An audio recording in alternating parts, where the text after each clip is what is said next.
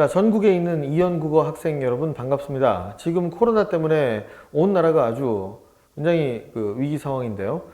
그래서 여러분도 이제 집에서 학습하는 학생들을 위해서 선생님이 동영상을 따로 녹화를 했습니다. 반드시 집에서 숙제를 먼저 하고 문제를 풀어봐야 됩니다. 그리고 중간에 선생님이 문제를 풀라고 하는 장면이 나오면 잠깐 동영상을 멈추고 문제를 푼 후에 해야 되는 거 다 알고 있죠. 이제 여러분이 집에서 동영상을 볼 때 선생님이 다른 건 아니고 하나의 걱정이 있습니다. 여기에 참여한 학생들은 선생님과 커뮤니케이션을 하면서 대답도 하고 선생님이 물어보기도 하고 그래서 긴장하기도 합니다. 만약에 줄거리를 얘기하라 그러면 깊이 생각을 하게 되고 선생님이 물어볼까 두려워서 조금 더 열심히 하게 되죠. 집에서 있을 때는 그런 과정들이 생략될까 봐 선생님은 좀 걱정입니다. 그러니까 선생님과 호흡하듯이 집에서도 뭐 대답도 하고 응? 네, 이렇게 대답도 하고 잠깐 그러면 문제를 풀어봐 그러면 멈추고 문제를 풀어보면 더 좋겠죠. 그리고 이제 줄거리 같은 것도 선생님이 얘기해봐라 그럴 때 여기서는 다른 친구들한테 내가 물어보지만 마치 자기가 질문을 받은 것처럼 잠깐 멈추고 화면 속의 선생님을 향해서 얘기를 하고 그러고 나서 다시 정답을 듣고 이렇게 하면 아마 여기에서 공부하는 것과 크게 다를 바 없는 그런 상황이 될 것입니다. 두 가지 공지사항이 있었는데 공지사항 첫 번째는 다음 주에는 원래고사를 봅니다. 그래서 여태까지 봤던 10분 확인학습 전체가 시험 범위가 되고요. 그 정도의 그 시험의 90% 정도가 10분 확인학습에 나왔던 문제를 그대로 출제를 할 겁니다. 나머지 10% 정도는 응용을 하겠죠. 그래서 상위 1, 2, 3등은 시상을 하고 그 다음에 70점 이하 학생들은 계속 제시를 보게 되니까 10분 확인학습을 잘 모아서 시험 준비를 좀 해오면 되겠습니다. 그리고 오늘 학원에서 전체 나간 게 뭐냐면 여태까지 봤던 10분 확인학습을 전부 다 모아서 찝어가지고 줬어요. 그러니까 지금 오늘 이 자리 나오지 않은 학생이 받지를 못했겠죠. 일부는 선생님이 전달해 줬으니까 친구들한테 꼭 연락을 해서 받을 수 있도록 하고요. 만약에 이제 친구가 전해주지 않는 학생이면 학원에 와서 받아가야 되겠죠. 그래서 다음 주에 시험 준비할 수 있도록 하겠습니다. 여러분들 뭐 어영부영 하다가 이제 3월 다 끝나고 4월에 중간고사 기간 맞이하게 되면 금방 또 2학기예요. 그러니까 국가적으로 이렇게 위기인 사태인 거는 좋은데 이런 틈을 타서 뭐 PC방을 간다거나 이렇게 놀면 공부를 실제로 계속 지속하고 있는 친구들과 차이가 좀 더 크게 벌어질 것 같습니다. 마음 다잡고 열심히 하도록 합시다. 자, 그러면 수업을 시작할게요. 134조 다시 지금 영상을 켰으니까 오늘 빠진 학생들을 위해서 오늘 며칠이지? 2월 29일 토요일 고1 수업하고 있습니다. 오늘 수업 안 들어가지고 동영상으로 듣는 친구들, 지금 학원 홈페이지에 접속해서 듣는 친구들 있죠? 반갑습니다. 여러분의 건강에 대한 걱정을 존중합니다. 집에서 공부하는 거 좋아요. 다음 주에는 중요한 이벤트가 하나 있어요. 바로 여기 있는 원래고사죠. 30문제 30분 동안 시험 보고 시간은 좀 부족할 겁니다. 1월 2월에 봤던 헥헥거리게 돼. 숨이 안 쉬어져. 1월 2월에 봤던 10분 확인학습에서 90% 이상 똑같이 내고 잘한 사람 1, 2, 3등 시상하고요. 70점 이하는 무한 계속 제시를 보게 됩니다. 그래서 오늘 지금 인맥이 아주 좋은 친구들 이용해서 선생님이 시험지를 지금 집에 있는 친구들한테 전달해 줬으니까 반드시 공부를 해서 다음 주에 시험 잘 볼 수 있도록 하십시다. 자, 앞에 있는 것들은 12강 정답하고 그 다음에 시조의 정답이에요. 요거 딱 멈춰놓고 빨리 채점 먼저 하고, 그런 숙제 못하는 사람은 딱 멈추고 숙제를 먼저 다 하고 나서 그러고 나서 수업을 들을 수 있도록 합니다. 요건 지울게요. 이거 누가 좀 잠깐 찍어줄래? 여기 찍어줄래? 그래, 자네가 좀 찍어봐. 여기까지만 좀 찍으면 돼. 수업을 안 하는 학원들은 막 이제 얘기를 많이 하는데 공지가 나가고 막 그런데, 수업을 하는 학원들은 공지가 없는 경우가 많아서 굉장히 많이 쉴 거라고 생각을 하지만 실제로 쉬는 학원의 비율은 절반 정도입니다. 여러분도 오늘 이거 끝나고 다른 학원 가는 친구도 있죠. 사실 뭐 건강이 좀 걱정되거나 이래서 빠진 친구들이 총 학원에 한 10명 정도 됩니다. 그 중에 2명은 진짜 건강이 걱정돼서 안 나오는 거고요. 8명이 사유가 뭔지 알아요? 타 학원과 시간 겹침. 예, 그러니까 굉장히 사실은 이번 주말에는 정상적으로 좀 돌아오고 있는 경우가 있는데 물론 좀 걱정이 돼요. 과연 이 코로나가 언제 끝날 것인가? 우리 재현이 생각에는 코로나가 얼마나 더 갈 것 같니? 개인적인 추측. 한 달만 갔으면 좋겠다고요? 왜? 학교? 좀 더 그렇죠. 뭐 그런데요. 이렇게 얘기하면 이 부분은 동영상 편집해 주세요. 근데 나는 다 걸리고 끝날 것 같아. 이 속도면 이제 기하급수죠. 어제 몇 명 확진됐어요? 500 몇 명 확진됐어요. 그럼 오늘은요? 한 1000명 될까요? 그러니까 이제 이 속도면은 기하급수기 때문에 확 올라가겠죠. 이제 이 구리시나 경기도도 예를 들어 몇백 명 정도 넘는 순간 이제 굉장히 한 20, 30% 사람들이 걸리게 될 거고, 이게 걸리면 그냥 이 상황은 종료되는 겁니다. 그러니까 쉽게 수그러들 것 같지는 않아요. 그래서 이제 만약에 여러분들 이메일을 선생님 받은 이유가 뭐냐면 좀 장기화될 경우에 클리닉이라든지 이런 것들은 선생님하고 이제 라이브 챗이나 동영상으로 선생님이 링크를 보내줄 겁니다. 어디로 누지르고 들어와라! 그러면 눌러가지고 출석 체크 안녕 문용이에요 막 이러고 안녕 재현이에요 막 이렇게 이제 하면 선생님 하고 뭐 그런 거예요. 선생님한테 하트도 좀 쏴주고 이제 이렇게 합시다. 좋습니다. 9번부터 갈게요. 9번은 이제 문제는 좀 어려워요. 정답은 2번입니다. 2번. 서술자가 인물에 대한 논평을 하여 주제를 효과적으로 드러낸다. 논평이란 말은 밑줄 칠게요. 바로 뭘 찾으란 문제인 건가요? 뭘 찾으란 문제인 건가요? 서술자의 자의 개입을 찾으란 문제입니다. 근데 이제 서술자의 개입은 세 가지 종류가 있어요. 지난 시간에 했나? 서술자의 개입은 세 가지 종류가 있습니다. 첫 번째, 감정 표출. 두 번째, 편집자적 논평.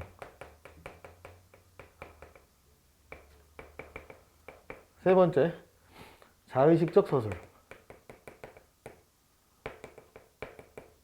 나눌 수가 있는데요. 감정 표출은 서술자가 직접 감정을 드러내는 경우죠.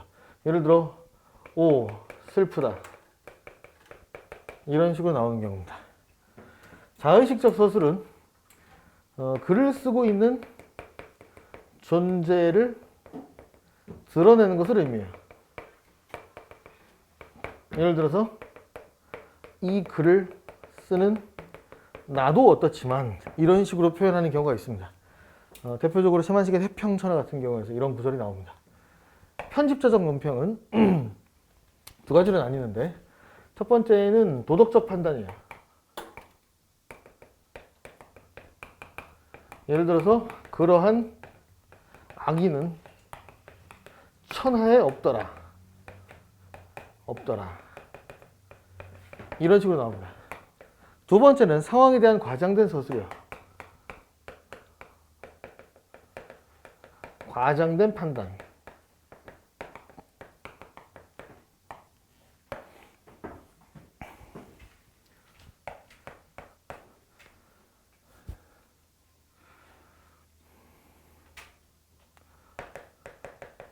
철수와 같이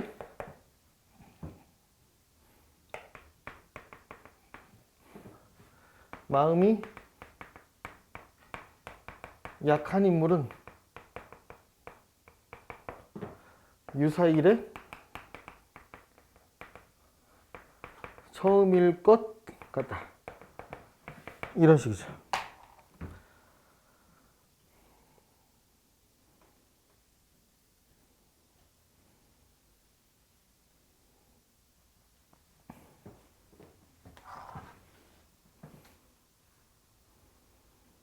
한마디로 말하고 있는 사람이 자기의 모습을 훅 드러내는 겁니다. 여러분들은 중학교 때나 이럴 때 대부분 뭘 많이 봤냐면 이런 거 많이 봤죠. 슬프다 이렇게 나옵니다. 근데 이런 건 거의 못 봤을 겁니다. 이 글을 쓰는 나도 이런 거는 이제 고등학교에 오면 많이 볼 수 있는 것들이에요. 사실 제일 중요한 건 이겁니다. 편집자적 논평인데요. 논평이라는 것 자체가 뭘 내린다는 뜻이에요? 서술자가? 평가를 내린다는 뜻이죠. 대부분의 평가는요, 도덕적인 평가입니다. 그러니까 저런 악의는, 저러한 효녀는 다시는 없을러라. 이런 식으로 나옵니다. 근데 이런 도덕적인 판단 같은 경우에는 거의 99%가 현대소설에서 나올까요? 고전소설에서 나올까요? 대부분, 말투도 그래요. 고전소설에서 나옵니다. 현대소설은 별로 이렇게 개입을 드러내는 경우가 없어요. 자, 근데 문제는 이겁니다. 2번이 좀 어려운데요. 이 말을 뺀다고 쳐봅시다. 여기 보세요. 과장된이란 말을 빼봐요. 그러면 상황에 대한 판단이야. 근데 상황을 서술하는 게 원래 서술자의 역할이야. 그는 참 착했다 이렇게 표현했다 쳐. 그러면 착했다라든지 나빴다라든지 그가 힘들었다든지 무슨 얘기를 서술자가 할 때마다 그걸 편집자적 논평이라 할 수 있을까? 전혀 아닌 거지. 그러니까 판단은 판단이지만 서술자가 자기의 모습을 드러내려면 이러한 요소가 있어야 되는 거야. 또 하나 이런 요 봐봐.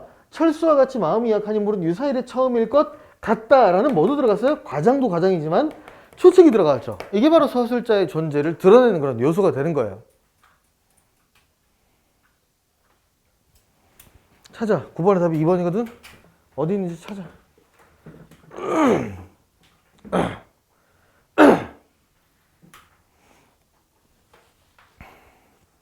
자, 문영이 어디야? 못 찾았어요? 찾아보세요. 시간 1분 더 주겠습니다.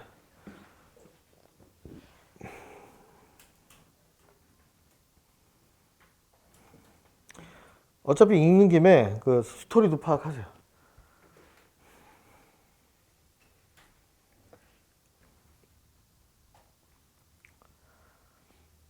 자, 찾은 사람 얘기해보세요. 누구 찾았나요? 사연이?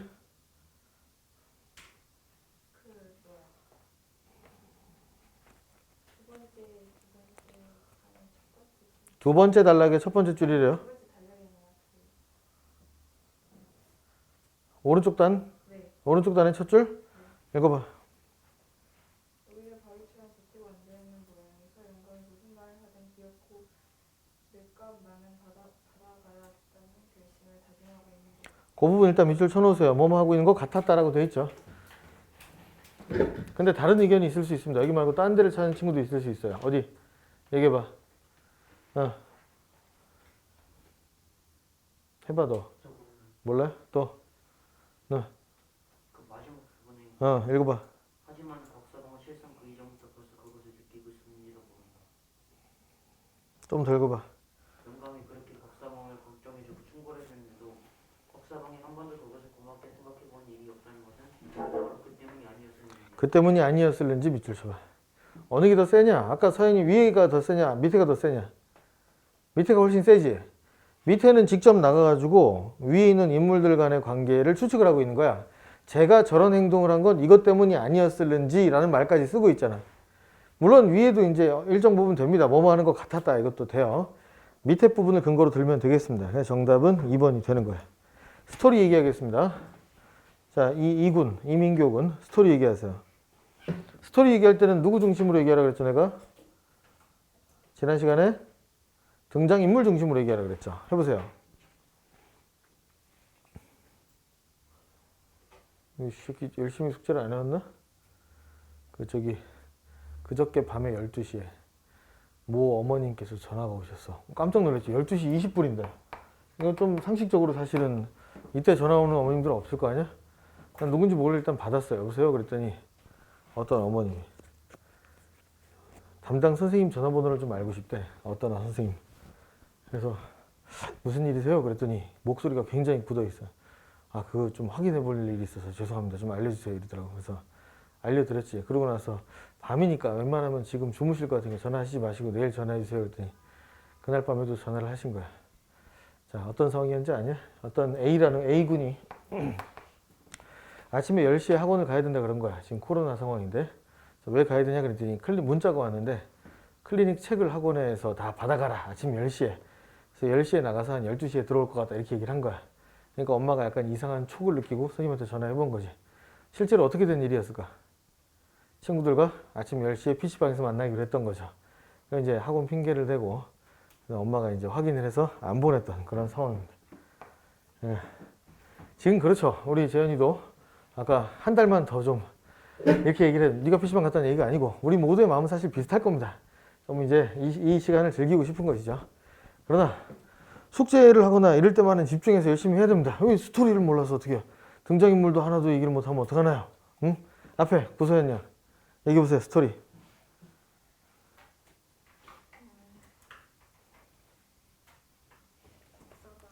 자, 그래. 곽서방의 직업은 매잡이에요. 근데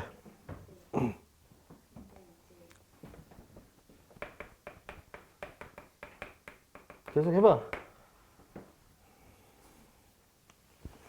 자, 매잡이라는 것은 몽골에서 나온 전통입니다. 몽골 사람들이 주로 하는 것인데요.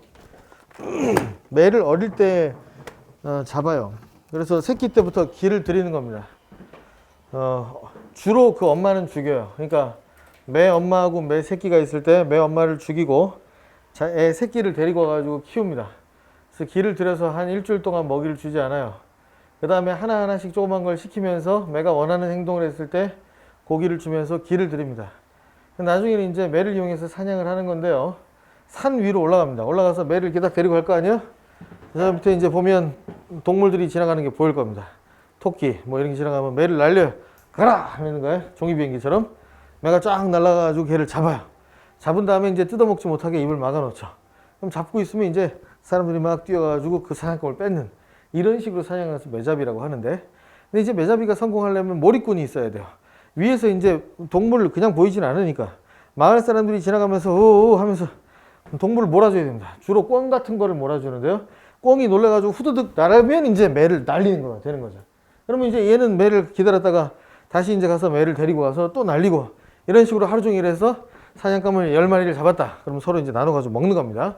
근데 이제 매잡이는 지나간 전통이 되는 거예요. 1960년대가 배경인데 지나간 전통이고 하지 말아라. 자, 이렇게 얘기를 하는 장면입니다. 주로 내용이. 그래요. 자, 혹시 이거 틀린 사람 질문 몇 번이라 했어요? 몇 번 때문에 틀렸어요? 없어요? 솔직히 이거 4번이라는 사람 손 들어봐. 있죠? 1번이라는 사람 손 들어봐. 네, 있죠? 1번 과거를 회상하듯 서술하야 그랬는데 혹시 어느 부분을 보고 그렇게 생각했었니?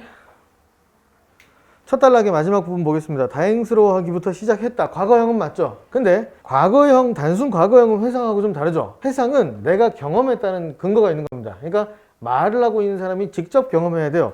그러면 주로 몇 인칭일까요? 1인칭이 되는 겁니다. 그런데 이번에 서술자가 논평을 드러내는 경우는 거의 99%가 몇 인칭이에요? 3인칭 전지적 작가 시점이 되는 거예요. 인칭이 맞지 않습니다. 이 글은 전지적 작가 시점이에요. 4번으로 가는 친구는 내적 갈등을 밑줄 치겠습니다. 내적 갈등은 마음이 불편한 상태를 얘기를 하는 거예요. 근데 여기서 등장인물 중에서 곽서방이 매잡이를 그만두라는 압박을 자꾸 받고 있기 때문에 이건 내적 갈등이 맞아요. 근데 오른쪽에 힘든 현실을 극복하는 과정이 아니고 얘가 끝까지 고집을 부리는 모습이 나와 있죠. 그래서 4번은 틀린 겁니다. 뒷부분이. 넘어갈게요. 10번. 역시 스토리 2분 후에 발표하겠습니다. 하세요. 스토리 준비하세요. 자, 그 정도. 이종현 군 발표하세요. 줄거리.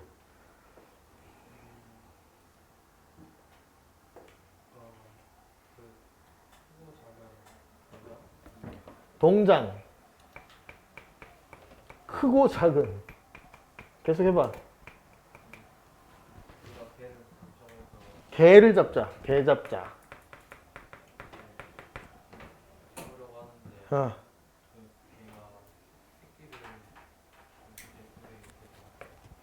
임신. 프레그넌트.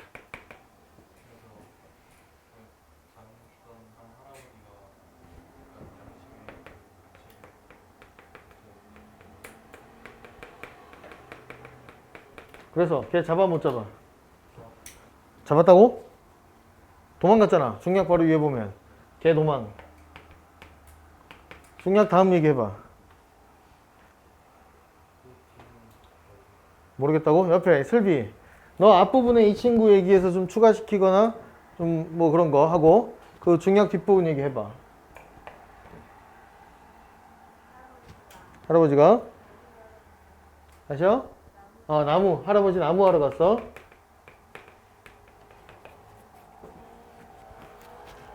아우 씨, 문을 열면 시끄럽고 안 열면 덥고 그러네. 닫아버려. 괜찮아. 에어컨 켜. 할 수 있어. 힘이 없어. 튼튼할 것 같은데. 나와봐. 내가 해줄게.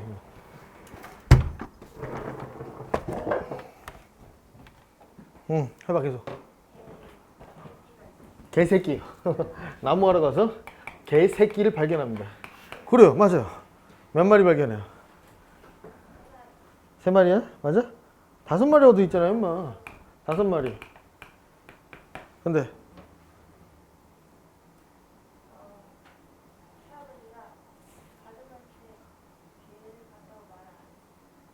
됐고, 그 다음 봐봐. 그 다음 문장. 이것은 내가 중학교 2, 3년 시절에 여름방학 때 내 외가가 있는 목넘이 마을에 가서 들은 이야기로 그때 어쩌고 저쩌고 이렇게 돼 있어. 이게 바로 과거 뭐 하는 형식이야.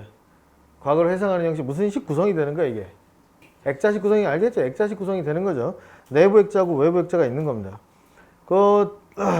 다음 단락에 보면 한 마리씩 그걸 갖고 왔다는 얘기 나와 있잖아요. 그래서 지금 마을에 사는 개 자손들이 다 이 개 새끼들이다 이 말인 거잖아요. 그래요. 근데 여러분들 보다 보면 이 말이 나오는데 이 개 이름이 이거거든? 뭔 뜻이야 이게? 뭔 뜻이냐고 이게?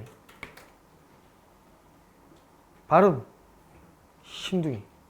신둥이가 뭐겠어요? 이렇게 되는 거야. 똑같이 마찰음이기 때문에 흰둥이를 신둥이라고 얘기한 겁니다. 뭔 얘기를 하고 싶은 거냐고. 이 동네에 모르는 개가 한 마리 들어왔어. 사람들은 모르는 개니까 배척을 하고 잡아먹으려고 그랬지. 결국은 갓난이 할아버지가 약간 미안한 마음을 느껴가지고 짐승이라도 차마 새끼 뵌 것을 이렇게 얘기하면서 위필적 고의로 놓쳤단 말이야. 그러고 나서 이 개가 갔는데 이 개를 발견했다는 게 핵심이 뭐냐면 얼룩이도 있고 뭐 누렁이도 있고 검둥이도 있고 이랬다는 거 아니야? 지금 이게 굉장히 비과학적이지만 뭔 얘기인지 아냐 이게? 이 흰둥이가 이 마을에 들어와서 외부에서 들어온 개가 마을에 원래 개들이 있었을 거 아니야. 그 개들하고 각각 교접을 해가지고 각각의 새끼들을 다 해서 개를 낳았다는 게 이 글의 주제야. 이 배경이 언제냐? 바로 6.25 전쟁 직후가 되는 거야. 그러니까 당시에는 무슨 대립이 굉장히 심할 때야. 이념 대립이라고 하는데 이걸 갖다 영어로는 뭐라 하죠? 이념. 이데올로기라고 하죠. 이데올로기 대립이 심할 때란 말이야. 그러니까 이 이데올로기 대립을 어떻게 하면 해결할 수 있을까라는 것을 은유, 메타포적으로 표현을 한 거예요. 그러니까 이 친족관계나 민족애를 통해서 해결할 수 있다는 거야. 하나로 합칠 수 있다가 이 글의 주제가 되는 거예요. 정답은 4번이 되겠죠. 작중서술자인 나가 전해 들은 이야기 우리 마지막에 봤죠. 혹시 그 5번은 내가 지난번에 설명했던 거 기억나는가? 시점에 빈번한 전환이라 하면 몇 인칭과 몇 인칭의 전환이라 했죠? 1인칭과 3인칭의 전환이 빈번하게 이렇게 돼. 끊어봐. 통해서까지 끊어봐. 만약에 앞에가 맞다면 입체감은 무조건 맞는 겁니다. 그러니까 입체감은 따질 게 아니고 시점의 전환이 있냐 없냐만 판단을 하면 되겠어요. 넘어갑니다. 다른 거 질문 있으면 몇 번 모르겠어요. 하라는 거야.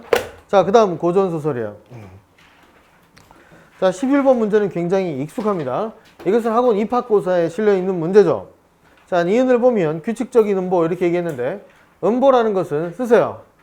적당하게 끊어 읽는 단위를 음보라고 합니다. 11번 문제에 니은을 설명하고 있어요. 음보는 적당하게 끊어 읽는 단위예요. 보통은 3글자나 4글자가 됩니다. 자, 왼쪽 페이지 A를 보세요. A에다가 끊어보면 이렇게 되죠. 천하명산, 승지강산, 경계보던, 눈 그리고 4글자씩 끊으라는 얘기입니다. 천하명산, 승지강산, 경계보던, 눈 그리고. 그러니까 한 줄을 4번 끊어 읽었으니까 이거는 사음보가 되는 거죠. 그런데 그러면 한 줄을 끊어 읽는 걸 음보로 하나요? 꼭 그렇지는 않습니다. 여러분들 굉장히 아는 익숙한 시 중에 진달래꽃이라는 시가 있어요. 한번 읊어주세요. 진달래꽃. 같이 대답해보세요. 나보기가. 그 다음 뭐요? 역겨워. 가실 때에는. 여기까지만 쓰고 뒤에도 해봅시다. 그 다음 뭐죠? 말없이 뭐라고? 고이본에 드리오리다. 그 다음 알아요? 영변에 약산 진달래꽃 뭐? 아름다다 가실길에 뿌려. 이렇게 돼 있어요. 이게 이렇게 돼 있다고요. 이거 몇 음보라고 하는지 알아요? 3음보라고 합니다. 왜요? 끊어봐. 어떻게 끊어? 나보기가 역겨워 가실 때. 문장이 끝나잖아. 그러니까 꼭 한 줄을 얘기하는 게 아니야. 여기까지가 3음보고요. 글자 수는 4, 3, 5라 돼 있죠. 이 두 개를 합쳐서 뭐라고 불러요? 7, 5조라고 부릅니다. 그러니까 음보라는 건 적당히 끊어 읽는 단위인 것이지 꼭 한 줄을 나타내는 단위는 아니에요. 4음보다 이렇게 얘기를 해야 됩니다. 그 다음 디귿에 음성상징어는 의성어, 의태어를 얘기하는 거기 때문에 거기 뭐 A 부분에 펄펄이라든지 많이 있죠. 음성상징어는 있다. 정답은 3번이 된다. 이렇게 되는 겁니다. 근데 이제 문제는 기억하고 리을이에요. 기억을 보면 풍자적 표현이다 이렇게 나와 있습니다. 풍자적이란 말에 동그라미를 쳐볼게요. 자, 정재민 군, 우리가 풍자적이 뭔 뜻이에요? 자, 웃으면서 비판하는 거. 좋아요.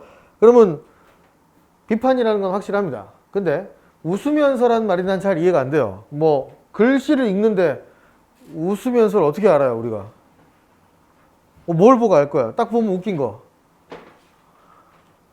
물론 여러분들 풍자를 이제 이렇게 표현을 할 수도 있을 거예요. 해학적인 비판이다 이렇게 할 수 있는데 이 해학이라는 게 사실 그렇게 쉽지는 않아요. 웃긴 거죠. 여러분들 어떨 때 어떤 글을 보면 웃기나요? 정민이 어떤 글을 볼 때 웃기는가? 좋습니다. 첫 번째 요소는 과장이 해학의 하나의 요소일 수 있어요. 정민이 또 있나요? 모르겠어요? 권위의? 네, 두 글자 쓸 건데 뭘 쓸 것 같아요? 권위의? 추락이에요. 교장 선생님이 길을 걸어가고 있다 갑자기 넘어지셨어요. 여러분도 웃겠죠? 막 이럴 거 아니야? 권위의 추락이기 때문에 그래요. 교장 선생님이 여러분들하고 지나가다가 머리에 가발이 벗겨졌습니다. 권위의 추락이죠. 웃깁니다. 세 번째, 또 뭐가 웃길까요? 옆에 학생. 의외성은 항상 웃음의 요소입니다. 그러니까 생각하지 못했던 어떤 것이 나왔을 때 웃음을 느끼죠. 네 번째, 언어 유희에서도 웃음을 느낍니다. 그런데요, 이게 쉬운 얘기가 아닙니다. 어느 정도로 과정했을 때 웃긴가? 그건 좀 애매하죠. 그 다음에 어떤 과정은 좀 불쾌감을 유발할 수도 있고 어떤 과정은 좀 황당함을 유발할 수도 있고 어떤 건 웃김을 유발할 수도 있겠죠. 그러니까 이것이 해학하고 완전히 딱 연결되는 요소는 내가 하고 싶은 말이 뭐냐? 웃기다는 것은 주관적 요소예요. 판단하기가 어렵습니다. 그러니까 풍자를 설명할 때 해학적 비판이라 하면 이게 풍자인지 아닌지를 웃긴지 아닌지를 계속 봐야 되는 거야. 그러니까 적당한 요소가 아니라는 거죠. 그래서 풍이라는 한자에 주목할 필요가 있어요. 풍은 한자로 비유라는 뜻입니다. 비유. 우리가 풍요 같은 거 할 때 역시 비유한다는 뜻이에요. 속담으로 비유한다 이런 뜻입니다. 그래서 여러분은 앞으로 우리가 그래서 배웠다면 풍자가 뭐냐 물어보면 비유적 비판이다 이렇게 얘기를 하면 됩니다. 비유가 되면 웃긴 걸로 가정하면 돼요. 여러분들이 시조 배울 때 두꺼비 파리를 물고 두엄 위에 치달아 앉아 배웠잖아요. 그럼 두꺼비가 뭔가를 비유한 거잖아요. 그래서 풍자가 되는 거예요. 알겠죠? 다음, 리을의 호흡이 빠른 문장이다 이렇게 돼 있죠. 호흡이 빠른 문장은 짧은 문장을 얘기하는 걸까요? 긴 문장을 얘기하는 걸까요? 우리가 시를 읽을 때, 자, 이런 시를 읽는다 쳐봅시다. 저 푸른 하늘에 앉아. 이렇게 읽을 거 아니야? 저 푸른 하늘에 앉아. 이렇게 안 읽는다니까? 얘를 짧게 읽고, 아니, 얘를 천천히 읽고, 얘를 빨리 읽어요. 뭔지 알아요? 그러니까, 뭐 어떤 문장의 호흡이 빠르다는 것은 문장의 길이가 길다는 뜻이 되는 겁니다. 호흡이 빠른 문장, 문장의 길이가 길다. 까지 끊으세요. 이 호흡이 빠른 문장은요, 형식적 요소인가요? 내용적 요소인가요? 형식적이야, 내용적이야? 형식적 요소잖아. 그냥 문장의 길이를 보면 되는 거예요. 그리고 뒤에 나와 있는 상황의 긴박감은 형식이야, 내용이야? 내용이 긴박한 거 아니야. 그럼 긴박감은 두 가지 요소로 이루어진단 말이야. 재현이, 긴박감의 뜻이 뭐야? 긴박. 급하다. 그럼 어떤 문장을 보면 급해요? 그러니까 봐봐. 급해. 급한 거에서 내가 여자친구를 오랜만에 만나. 저기인데 막 뛰어가고 있어. 급하잖아. 긴박한 거야? 좀 이상하잖아. 그러니까 급한 거하고 조금 달라. 급하면서 위기감이 들어가요. 긴박한 겁니다. 위기감. 예를 들어 내가 막 뛰어가는데 똥이 나오려고 그래. 그래서 두 발짝만 더 가면 쌀 것 같아. 굉장히 긴박하잖아. 뛸 수도 없고 걸을 수도 없고 빨리빨리 걸어야 되는 상황. 긴박하단 말이에요. 인물의 위기 상황이 일단 긴박한 겁니다. 근데 또 다른 요소가 있어요. 장면 전환이 잦을 때 긴박감을 느낍니다. 장면 전환이 잦을 때. 잘 쓰고 있어요? 장면이라는 건 지난번에 설명했습니다. 뭐예요? 시간과 공간적 배경을 장면이라고 합니다. 시간과 공간적 배경. 그러니까 이건 기억 리을은 아니라고 넘어갑니다.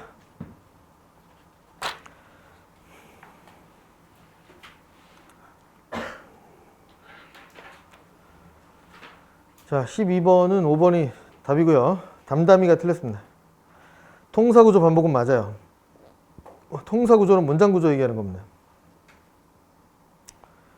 이거는 시 배울 때도 나오기 때문에 한 번 더 알려주겠습니다. 여러분들은 흔히 문장구조가 반복되는 법을 무슨 법이라고 하죠? 지난번에 했다 이거. 이번 올해 초에 했다. 문장 구조가 반복되는 거. 나는 뭐하고 너는 뭐한다. 무슨 법? 대구법. 대구법은 정의가 이거예요. 통사 구조의 반복도 있어야 되고 플러스 대칭돼야 돼. 대칭돼야 되니까 뭔 얘기냐? 붙어 있어야 된다는 얘기야.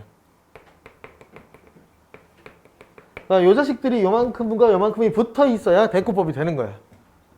그러면 예를 들어 이 부분을 떼버려. 너는 뭐 하고 했어. 그 다음에 다른 얘기를 주절 하고 나서 얘를 끌어와서 그러므로 나는 뭐 한다. 이렇게 돼 있으면 대구법은 안 돼요. 뭐만 되는 거야? 통사구조 반복만 되는 겁니다. 됐죠? 다음 넘어갑니다. 다른 거 질문 있으면 하나 말이야. 넘어가. 오른쪽에. 13번의 답은 4번이에요. 비현실적인 이야기하고 운율을 느낄 수 있는 부분. 자, 두 개를 찾아야 됩니다. 1분 후에 물어보겠습니다. 준비하세요. 자, 준비됐나요? 구서연 양, 얘기해보세요. 비현실적. 못 찾았어요? 운율이 느껴지는 거. 140쪽에.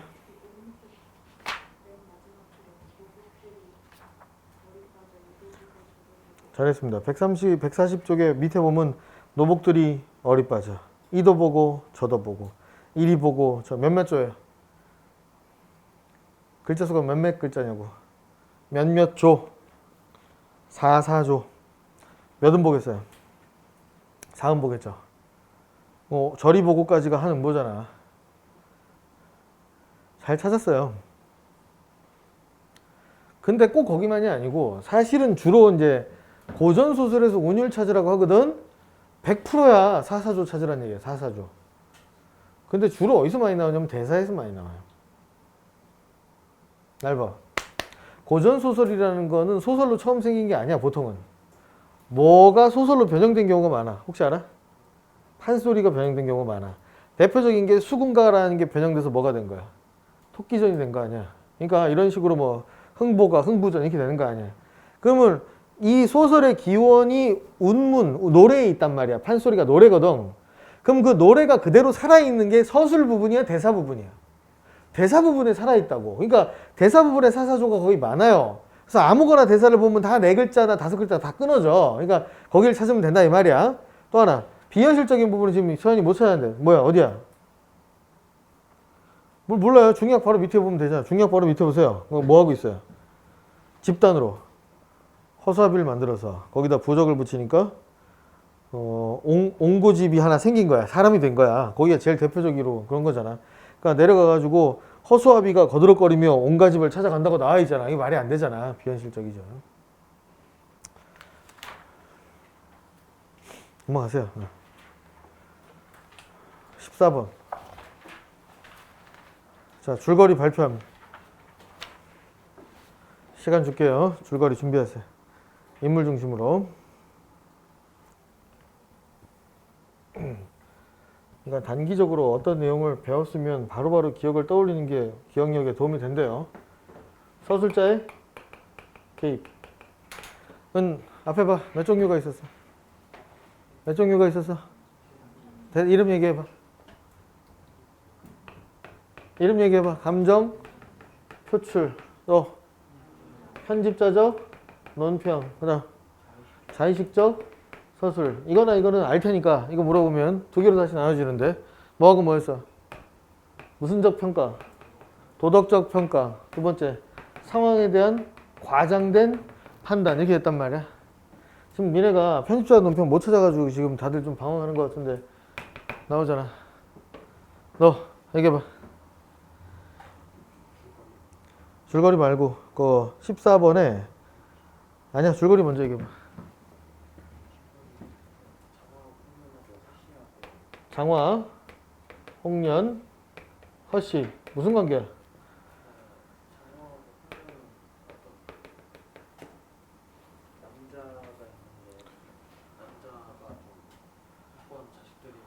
남자 누구야? 남자의 자식? 남자 이름이 뭔데? 그 배좌수라고 나오나 아니면 그냥 좌수라고 나오나? 좌수라고 나오지?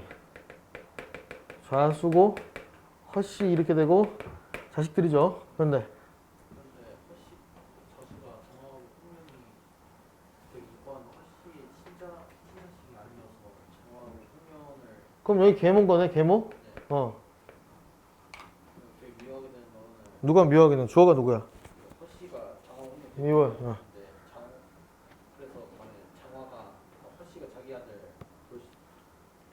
장수회를 시켜서 아, 여긴 장세가 또 새로 아들이 있구나. 그래. 그 장화가 음. 패한 것처럼 해가지고 어. 죽여서 아, 얘를 죽이는데 음모를 씌웠다는 얘기지? 누명을 낙태한 것처럼 누명을 씌워서 구체적으로 어떤 방법을 썼는데? 그 밑에 어, 이불 밑에 어. 쥐를 발라가지고 이불 밑에 애기처럼 이렇게 쥐를 갖다가 껍질을 벗겨가지고 갖다 놨다. 그래서. 그래서 장화가 죽고 그다음 홍련이 그걸 보고 좀 엉겨서 죽은 다음에 홍련도 죽었어. 나중에 옮겨져 부사를 찾아가가지고 어. 해가지고 아, 귀신이 된 다음에 부사를 찾아갔어. 그래서. 그래가지고 허승을 해가지고 그 사부가 그래가지고 그래, 저기 처음에 낙태한 거 가져와 봐라 이렇게 얘기했는데 흉녀라고 나오잖아. 흉녀가 누구야? 흉악한 여자의 줄임말이가 누구겠어요? 허씨가 되는 거 아니야? 그죠? 그래서 갖고 왔다 그러고 줬는데 낙태한 것이 분명하단 말이야. 그러니까 부사가 당황해가지고 다시 가라 그랬고, 홍련이 다시 귀신이 나와가지고 절하면서, 근데 이제 요 앞에 생략된 부분이 이제 뭐냐면은 요 동네에 사또가 올 때마다 자꾸 죽어. 사또가 왜 죽어? 사또 부임한 날에 계속 귀신이 나타나가지고 심장마비로 자꾸 죽는 거야. 근데 어느 날 이 훌륭한 사또가 왔는데 이 장하홍련이 나타나는데 대대범하게 이제 얘기, 너 뭐 때문에 힘드냐 얘기해서 이제 처리해주는 과정인 거야. 그래서 이제 밑에 보니까 배를 갈라보라고 이제 얘기를 하잖아. 장하하고 홍련이 배 갈라보니까 뭐가 가득 찼다는 거야. 안 나오지 거기. 배 다음날 이제 부른단 말이야. 그래서 너 그거 다시 갖고 와봐. 그러니까 쥐를 다시 갖고 왔단 말이야. 그 배를 갈라보니까 뭐가 있었겠어? 쥐똥이 가득 차 있었던 거지. 그러니까 아 이게 쥐다 라는 게 확실해진 거야. 그래 이제 이 여자를 죽이는 그런 장면입니다. 그 처음에 이걸 제대로 이해를 못하는 사람은 뭐부터 어려움을 겪냐면 첫 단락에서 어려움을 겪는데요. 첫 단락에 지금 뭐가 나오냐면 대사가 나오죠. 여러분들이 대사를 볼 때는 반드시 기억해야 되는 게 있습니다. 그 내용보다 훨씬 중요한 거. 누가 누구에게 한 말인지가 가장 중요해요. 그걸 먼저 파악을 해야 됩니다. 지금 맨 처음 대사는 누구에게 한 말이에요? 너희들이 이렇게 장성하였으니 아빠 아니야. 좌수가 한 말이에요. 누구한테 한 말이에요? 장하와 홍련한테 한 말이죠. 그걸 누가 들었다고요? 바로 밑에 보니까 흉녀 허씨가 들어가지고 흉계를 생각하게 된 거다. 자, 이런 스토리가 좀 나오는 것이고요. 또 하나 이제 문제로 가보겠는데 14번의 답이 4번이에요. 니은하고 리을이 올바른 겁니다. 권세현 양. 자, 니은하고 리을 중에서 혹시 네가 파악한 거 있으면 한번 얘기해 보세요. 뭐라고?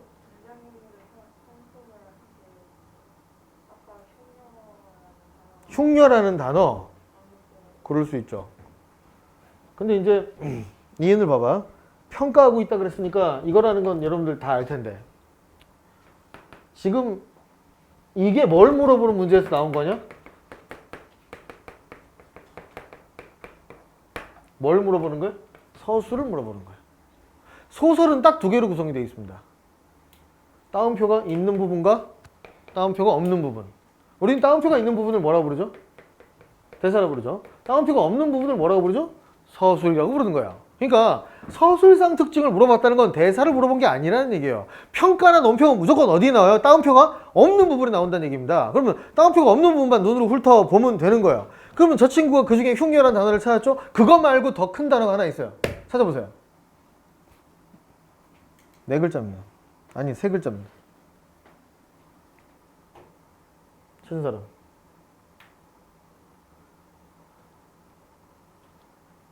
힌트 기업 근처에 있습니다. 용렬한 좌수. 용렬한이 뭔 뜻이에요? 속이 좁은 이라는 뜻이에요. 속이 좁은 좌수는 이게 바로 인물에 대한 직접적 평가가 드러난 단어예요.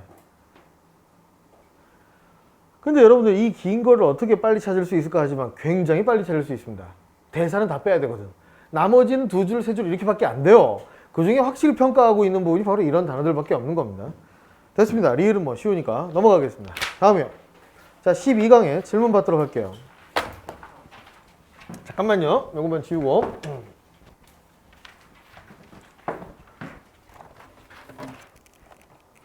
아이 참.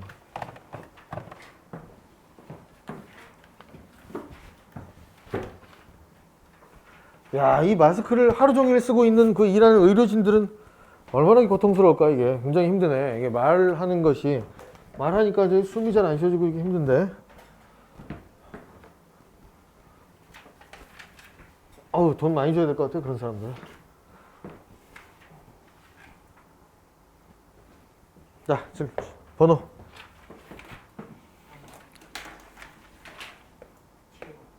어떤 작품의 줄거리가 이해가 안 되는 것도 질문해도 됩니다.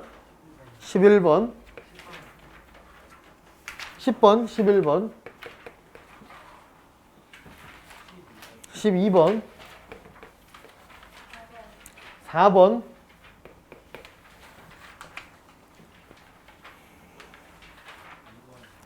뭐야? 2번? 할까요? 그 앞에는 내가 필기를 좀 해놨나 안 해놨나? 1번. 아, 이게 현대소설 독해시 주의점 141쪽 142쪽 3쪽인가? 143쪽 현대소설 독해시 주의점. 1번 인물관계 파악이죠. 첫 번째는 인물 파악하는 겁니다. 인물 파악할 때 첫 번째 힌트가 되는 것은 필기하세요. 앞부분의 줄거리에서 최대한의 정보를 얻어야 됩니다.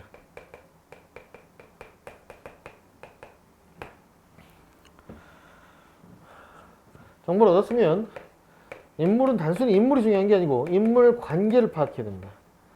플러스 인물에 대한 정보를 파악해야 돼요. 성격이라고 합시다. 인물 성격 파악.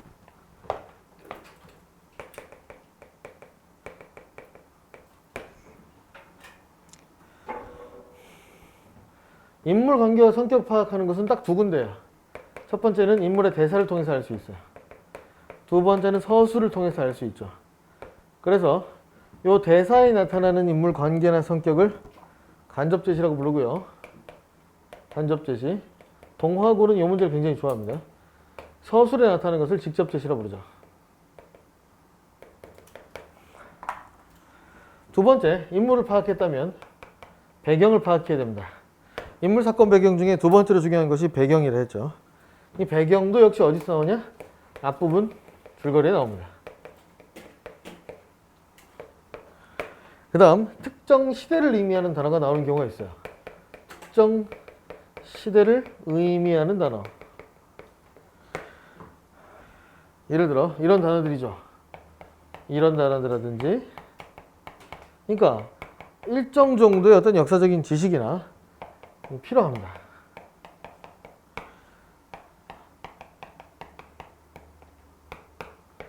자, 이런 단어들입니다. 3번. 이제 이 두 개를 파악했다면 사건을 표시해야 되죠. 사건을 표시는 보통은 1번 인물 파악과 동시에 이루어집니다. 동시에 이루어져요. 그 다음 보통 수능이나 학교 내신이 아니고 모의고사에서는 중심 사건이 하나가 나옵니다. 하나의 중심 사건. 이것을 파악하면 돼요. 만약에 단계별로 전개되는 경우가 있습니다. 전개면 1부터 3까지 매겨주면 됩니다. 그 다음 네 번째, 이제 보기 문제가 나오게 되는데요. 보기에는 세 가지 요소가 등장하게 됩니다. 항상. 첫 번째, 작가에 대한 내용이 등장해요. 두 번째, 시대에 대한 내용이 등장합니다. 세 번째, 문학 이론이 등장해요. 그러므로 문학은 보기를 먼저 보는 행위가 중요합니다. 보기를 먼저 보고 지문을 읽어야 됩니다. 보고 지문을 독해하는 것이 훨씬 유리하다. 그러나 비문학은 보기를 먼저 보는 것이 의미가 없습니다. 자, 그래서 전형적인 문제 형식은 어떻게 구성이 되냐 하면 지금 너희들도 뭐 뒤에 문제를 풀어봤겠지만 예를 들어 A를 통해 B를 알 수 있다. 이런 형태가 전형적인 문제 형태예요. 여기서 우리는 여기까지를 끊어서 앞으로 전반절 이렇게 부를 겁니다. 전반절. 그리고 이 부분을 후반절 이렇게 부를 거예요. 이건 2학기 때 본격적으로 여러 작품을 통해 연습을 해볼 텐데요. 이 전반절 내용은 어디서 찾는 거냐? 본문에서 찾는 겁니다. 본문의 사실관계를 찾는 거예요. 자, 이 후반절 내용은 주로 보기에 나옵니다. 보기의 해석을 찾는 겁니다. 그러니까 여기를 파악하고 두 개를 순서대로하는 습관을 가져야 되는데 보통은 어느 부분이 많이 틀리냐면 이 부분이 많이 오류가 생깁니다. 일부러 여기를 오류가 생기게 만들어요. 근데 아예 보기가 없는 말을 쓰지는 않겠죠. 그러니까 본문의 사실관계하고 여기하고 연결이 맞지 않게 만듭니다. 다시 말해서 본문의 사실관계 자체가 틀린 경우는 거의 없어요. 사실관계는 대부분 맞게 나옵니다. 그래서 이 뒷부분이 틀린 경우가 한 40% 정도 되고요. 요 연결이 틀린 경우가 한 40% 정도 됩니다. 나머지 앞부분 사실관계가 틀린 경우도 가끔 있긴 합니다. 그 정도 했으면 됐고요. 현대소설 같이 한번 보겠습니다. 1번 문제는 사실 뭐 이렇게 질문을 할 내용은 아니에요. 쉽습니다. B에서 비롯된 인물의 내적 갈등이 C에서 해소된다. 2번이 정답이 되는 거예요.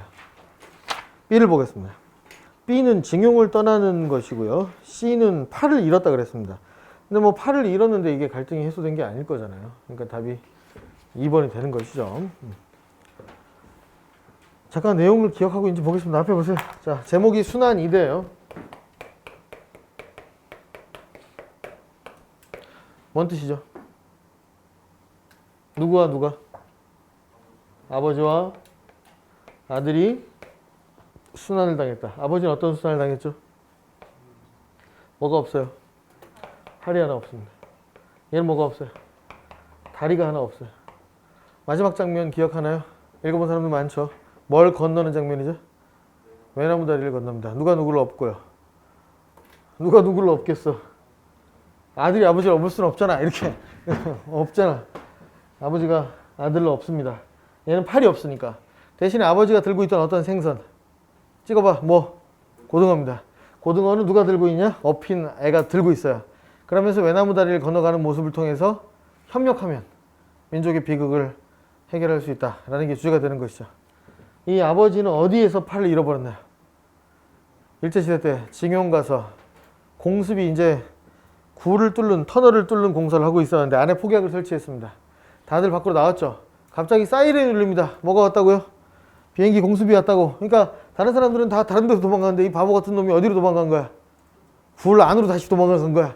그 안에 폭발 지금 점화해놨는데 들어가는데 갑자기 뻥 소리 들리고 정신 차려보니까 다행히 산 거야. 근데 눈앞에 뭐가 놓여 있었어? 팔이 하나 놓여 있었던 거야. 이제 그때 기억을 떠올리는 장면이 있죠. 이 모든 일들은 과거 회상을 통해서 진행됩니다. 지금 현재는 어떤 시점이냐 하면 아들이 6.25 전쟁에 참여했다가 돌아온다는 소식을 듣고 아버지가 지하철이 아니고 뭐야 기차역에 가가지고 거기서 아들을 기다리면서 과거를 회상하는 장면이에요. 아들이 나타났습니다. 근데 이상해요. 다리가 없습니다. 완전히 열받아가지고 그래서 이제 아들을 그냥 내비두고 혼자 막 걸어갑니다. 아들은 힘들게 따라가는 거죠. 어쩌다 이렇게 됐냐. 위로의 말이 한마디 없어요. 그러다가 주막에 자주 가는 주막에 들러가지고 아들한테 국수를 사주죠. 막걸리 한 잔을 먹고 나서 이제 물어봅니다. 그래 어떻게 하다 그렇게 됐냐. 그러니까 뭐 수리탄 뭐 잘라버렸다 뭐 이런 얘기를 한 거예요. 그래 이제 그래도 괜찮아 뭐 그냥 같이 살면 되지 이렇게 했는데 마지막에 오다가 이제 외나무 다리가 있어서 거기를 건너가면서 마무리하는 그런 장면이 되는 겁니다. 쉬운 얘기예요. 이건 뭐 이번에 C에서 뭐가 해소되는 장면이 아니니까 문제 없다고 넘어갑니다. 2번. 자, 선생님이 답을 왜 5번인지 물어보겠습니다. 준비하세요. 대답할 준비하세요. 자, 준비됐죠? 민규, 대답해보세요. 왜 답이 5번인가요? 질문자 누군가요? 몇 번 때문에 질문했어요? 3번? 정민이, 답은 왜 5번인가요? 아, 그게 중심 사건이다를 먼저 확정을 하는 겁니다. 엄마 실종된 게 중심 사건이에요. 시에서는 하니까 그렇죠. 해결되진 않아요. 해결된다 그러면 그거는 찾아야지 해결이 되는 거죠. 5번이 답인데요. 3번 얘기해보세요. 거기 어떤 단어들을 그 근거를 한번 대보세요. A하고 C에서. 자, A 부분을 보겠습니다. A 부분에 냄새가 강하게 풍겼다까지 끊어보세요. 엄마의 물건을 정리하는데 엄마의 냄새가 강하게 풍겼죠. 근데 거기까지만 지금 정리가 봤기 때문에 어떤 해석을 못한 거예요. 그 뒷부분을 보니까 이거야. 어머니가 나를 대학에 보내기 위해 오랫동안 도봇장수하고 젖장수를 했다는 것을 알 턱이 없는 아내는까지 끊어서 내가 무슨 생각을 하게 된 거야? 그러면 냄새를 맡고 어머니의 사랑과 고생을 생각을 하게 된 것이 A다. 이렇게 해석을 할 수 있는 거예요. 그러면 C를 보면 C 부분은 그 어머니 냄새가 이제 이렇게 끼친 거 아니야? 이 젓갈 냄새나 바다 냄새가 나온 거 아니야? 그 냄새를 뭐라고 표현하기 시작했어요, C에는? 어머니의 향기로운 냄새라고 표현하기 시작했죠. 그러니까 A에서 내가 그 광경을 떠올렸기 때문에 엄마의 냄새를 맡았을 때 향기롭게 느껴졌다. 이렇게 할 수 있는 거죠. 그래서 3번은 맞는 얘기가 된단 말이지. 자, 종현이 알겠죠? 다음. 한 문제만 더 쉬겠습니다. 자, 3번도 질문인 것 같은데. 이건 누구 질문이죠? 오케이. 몇 번 때문에 질문한 거예요? 3번에는 뭐야? 그러니까 보기하고 나하고 전부 다 정신적 행복을 추구한다는 거지. 보기에는 근거가 어디 있어? 읽어봐. 그렇죠. 세 번째 줄에 보면 물질적으로는 고생이 되겠으나 정신적으로는 행복하게 될 자신이 있습니다. 바로 정신적 행복을 추구하는 게 달리가 틀린 거예요. 자, 2번. 근데 나는 당신을 소재로 삼았다라는 거지. 소재. 그 제재라는 게 소재라는 뜻이에요. 근데 위에 작품의 현진건의 제목이, 소설의 제목이 뭐예요? 빈처죠. 빈처의 뜻이 뭐예요? 가난한 부인이란 뜻인 거야. 그러니까 본문 내용이 이제 아내한테 내가 화를 냈던 얘기잖아. 아내가 평소에는 잘 참고 있었다가 어떤 계기를 통해서 좋은 물건을 보고 너무 좋아하는 모습을 봤는데 이 여자도 어쩔 수 없구나라고 생각하면서, 그러니까 아내가 이 글의 소재가 된 거죠. 보기도 마찬가지야. 아내가 소재가 된 거죠. 그러니까 잠깐만, 보기 맞나? 적절한 거 윗글에 나와 달리 당신을, 잠깐만, 이게 뭔 얘기냐면 2번의 끝에 작품 창작의 제재라는 게 이 시를 쓴 제재를 얘기하는 게 아니야. 보기에 맨 끝에 보면 뭐라고 돼 있어? 나는 나 혼자 당신을 모델로 그림을 보기도 합니다. 이렇게 돼 있지. 이게 지금 화가 박수근 얘기이기 때문에 그림 그리는 작품 창작을 얘기를 하는 거야. 근데 이제 보기에 나는, 그런데 지금 이 소설, 빈처라는 소설 안에서, 그러니까 이 작품을 창작한 건 맞는데 이 안에서 어떤 작품을 창작하는 건 없단 말이지.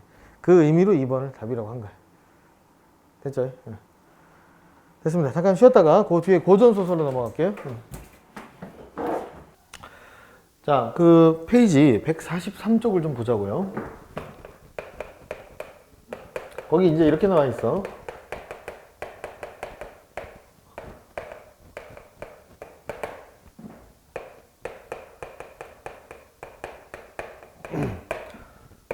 네 가지가 있는데요. 고전소설이 왜 어려운가? 첫 번째는 조사입니다. 조사의 생략이 많아요. 두 번째는 고사를 인용하는 경우가 많아요. 인용이 많다.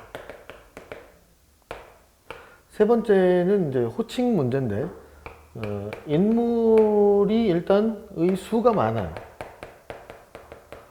근데 거기다가 어떤 인물을 부르는 호칭도 굉장히 복잡하죠. 네 번째, 어휘가 생소하죠. 이 네 가지 이유 때문에 그 고전 소설을 보는 것을 굉장히 어려워합니다. 그럼 어떻게 읽으면 좀 잘할 수 있는가? 첫 번째는 이제 조사가 생략되어 있는 것을 의도적으로 이렇게 다시 복원을 하면서 읽어야 되겠죠. 예를 들면 어디를 좀 보냐면 그 뒤에 문제 중에 156쪽에 고전소설의 첫 번째 토끼전이 있어요. 수군가가 있어요. 그 수군가에 156쪽에 오른쪽에 중간 부분에 안일이, 그 부분을 좀 보세요. 안일이 부분에 이렇게 돼 있어요. 별주부, 토끼 화상 받들어 목덜미 속에 집어넣고 꽉 옴트려 놓으니 물 한 점 들어갈 배 만무하지, 이렇게 돼 있습니다. 이제 이 부분은 사실은 조사가 다 생략이 되는 거야. 이걸 넣으면 어떻게 되는 거야? 별주부 가, 그죠? 토끼의 화상을 받아서 목덜미 속에 집어넣고 꽉 엉터려 놓으니 물이 한 점 들어갈 바가 이런 식으로 다 생략이 되는 거죠. 이걸 복원을 하면서 읽어야 된다는 거예요. 첫 번째, 조사의 복원. 근데 이제 선생님이 알아보기 쉽게 조사의 생략이 많다 이렇게 했지만 사실은 조사만이 아니고 주어라든지 목적어라든지 하는 것이 생략되는 경우가 상당히 많아요. 두 번째, 고사가 인용되죠. 그럼 이제 고사가 뭐 모르는 인물이 나온다는 얘기잖아요. 공자가 어떻고 맹자가 어떻고 뭐 양상군이 어떻고. 그러면 이제 그 인물들을 다 알아야 되느냐? 그게 아닙니다. 고사를 사용하는 것은 그 맥락 속에서 사용하는 이유가 있죠. 그러니까 고사의 의도를 파악을 하면 되는 것이지 그 고사의 내용을 알아야 된다거나 어떤 인물을 알아야 되는 것은 전혀 아니에요. 그러니까 요거 중심으로 읽어보면 된다 이런 얘기입니다. 한마디로 잘 몰라도 된다는 얘기죠. 세 번째, 가장 중요한 이유인데요. 인물의 수가 많습니다. 등장인물 자체의 수도 많아요. 그래서 인물의 수가 많은 것은 뭘 그려야 되냐? 인물 관계도를 그려가면서 내용을 파악을 해야 되는 겁니다. 근데 이제 이 인물 관계도를 파악할 수 있는 가장 큰 힘은 어디 있는 거냐면 바로 첫 번째 앞부분 줄거리예요.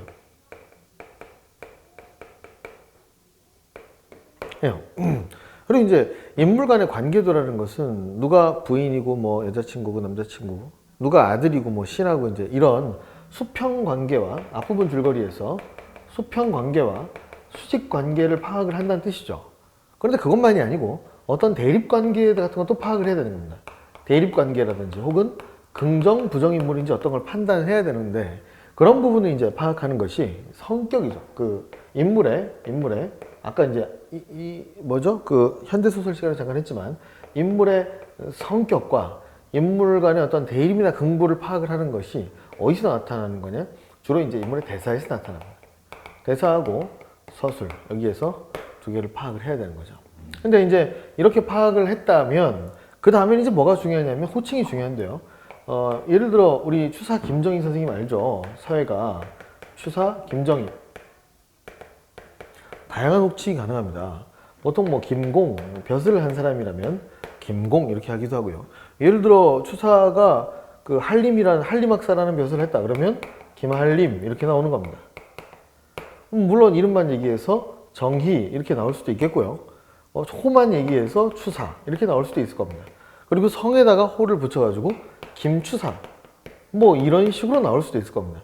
그리고 이 사람이 집에서는 아버지라면 뭐 부친이라는 이름으로 나올 수도 있을 거고요. 혹은 뭐 죽은 사람이라면 선친 이런 이름으로 나올 수도 있을 겁니다. 뭐 이제 굉장히 다양한 이름이 나오는 것이 가능한데 그것을 이제 연결을 하는 것이 중요해요. 부분 나올 때마다 이 사람은 누구지? 이 사람은 누구지? 표시하고 얘랑 같은 인물, 얘랑도 같은 인물, 뭐 다른 인물들은 또 세모를 해가지고 또 연결하고 이렇게 연결하는 작업, 눈으로 시각적으로 연결하는 작업이 굉장히 중요하다. 이렇게 얘기할 수가 있어요. 자, 네 번째로 이제 어휘가 생소하다는 건데요. 이 부분은 좀 시간이 필요한 겁니다. 보면 1번과 2번과 3번은 마음을 조금 달리 먹음으로써 우리가 쉽게 고전소설을 해석을 할 수가 있는데 4번은 마음을 좀 먹는다 그래서 모르는 단어를 알 수 있는 건 아니잖아요. 그러니까 얘는 시간이 좀 필요합니다. 근데 이제 예를 들어 봅시다. 이런 어휘가 있어요. 예를 들어 기꺼워하다.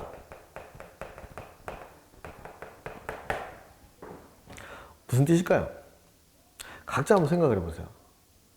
보통 뭐 맥락이 있으면 더 편하겠지만 어떤 맥락이 없을 때는 혹은 맥락에서 잘 모를 때는 요거를 힌트로 해서 뭐 기자가 들어간 단어를 판단한다든지 혹은 꺼자가 들어간 단어를 상상해 본다든지 이렇게 하잖아요. 혹은 뭐 이쪽을 상상해 보기도 합니다.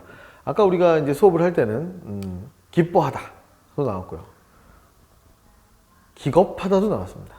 꺼려하다도 가능할 것이고요. 그러니까 뭐 워하다에서 뭐 이거하고 비슷한 것도 나올 수 있겠죠. 근데 이제 사실 얘는 무슨 뜻이냐면 기뻐하다라는 뜻이에요.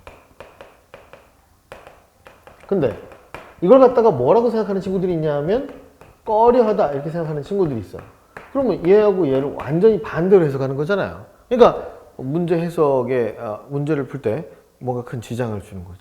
그러니까 작은 어떤 디테일한 차이를 물어보는 문제가 상당히 많이 나오는데 완전히 반대로 착각하게 되는 겁니다. 그리고 뭐 이런 단어도 있어요. 할 일 없다. 어때요? 지금 영상을 듣고 있는 친구들은 무슨 뜻이라고 생각하나요? 할 일 없다?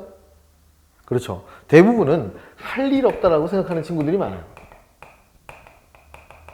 근데 전혀 다릅니다. 할 일 없다는 어쩔 수 없다는 뜻이에요. 그러니까 좀 반대로 해석하기가 쉽겠죠.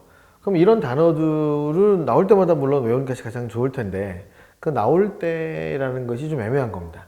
그러니까 많은 인강들이나 어떤 뭐 학교에서 수업을 할 때도 그렇고 기본적으로 강의들이 대중 강의이기 때문에 한 3등급이나 4등급 혹은 뭐 높으면 2등급 이런 학생들을 대상으로 강의를 하죠.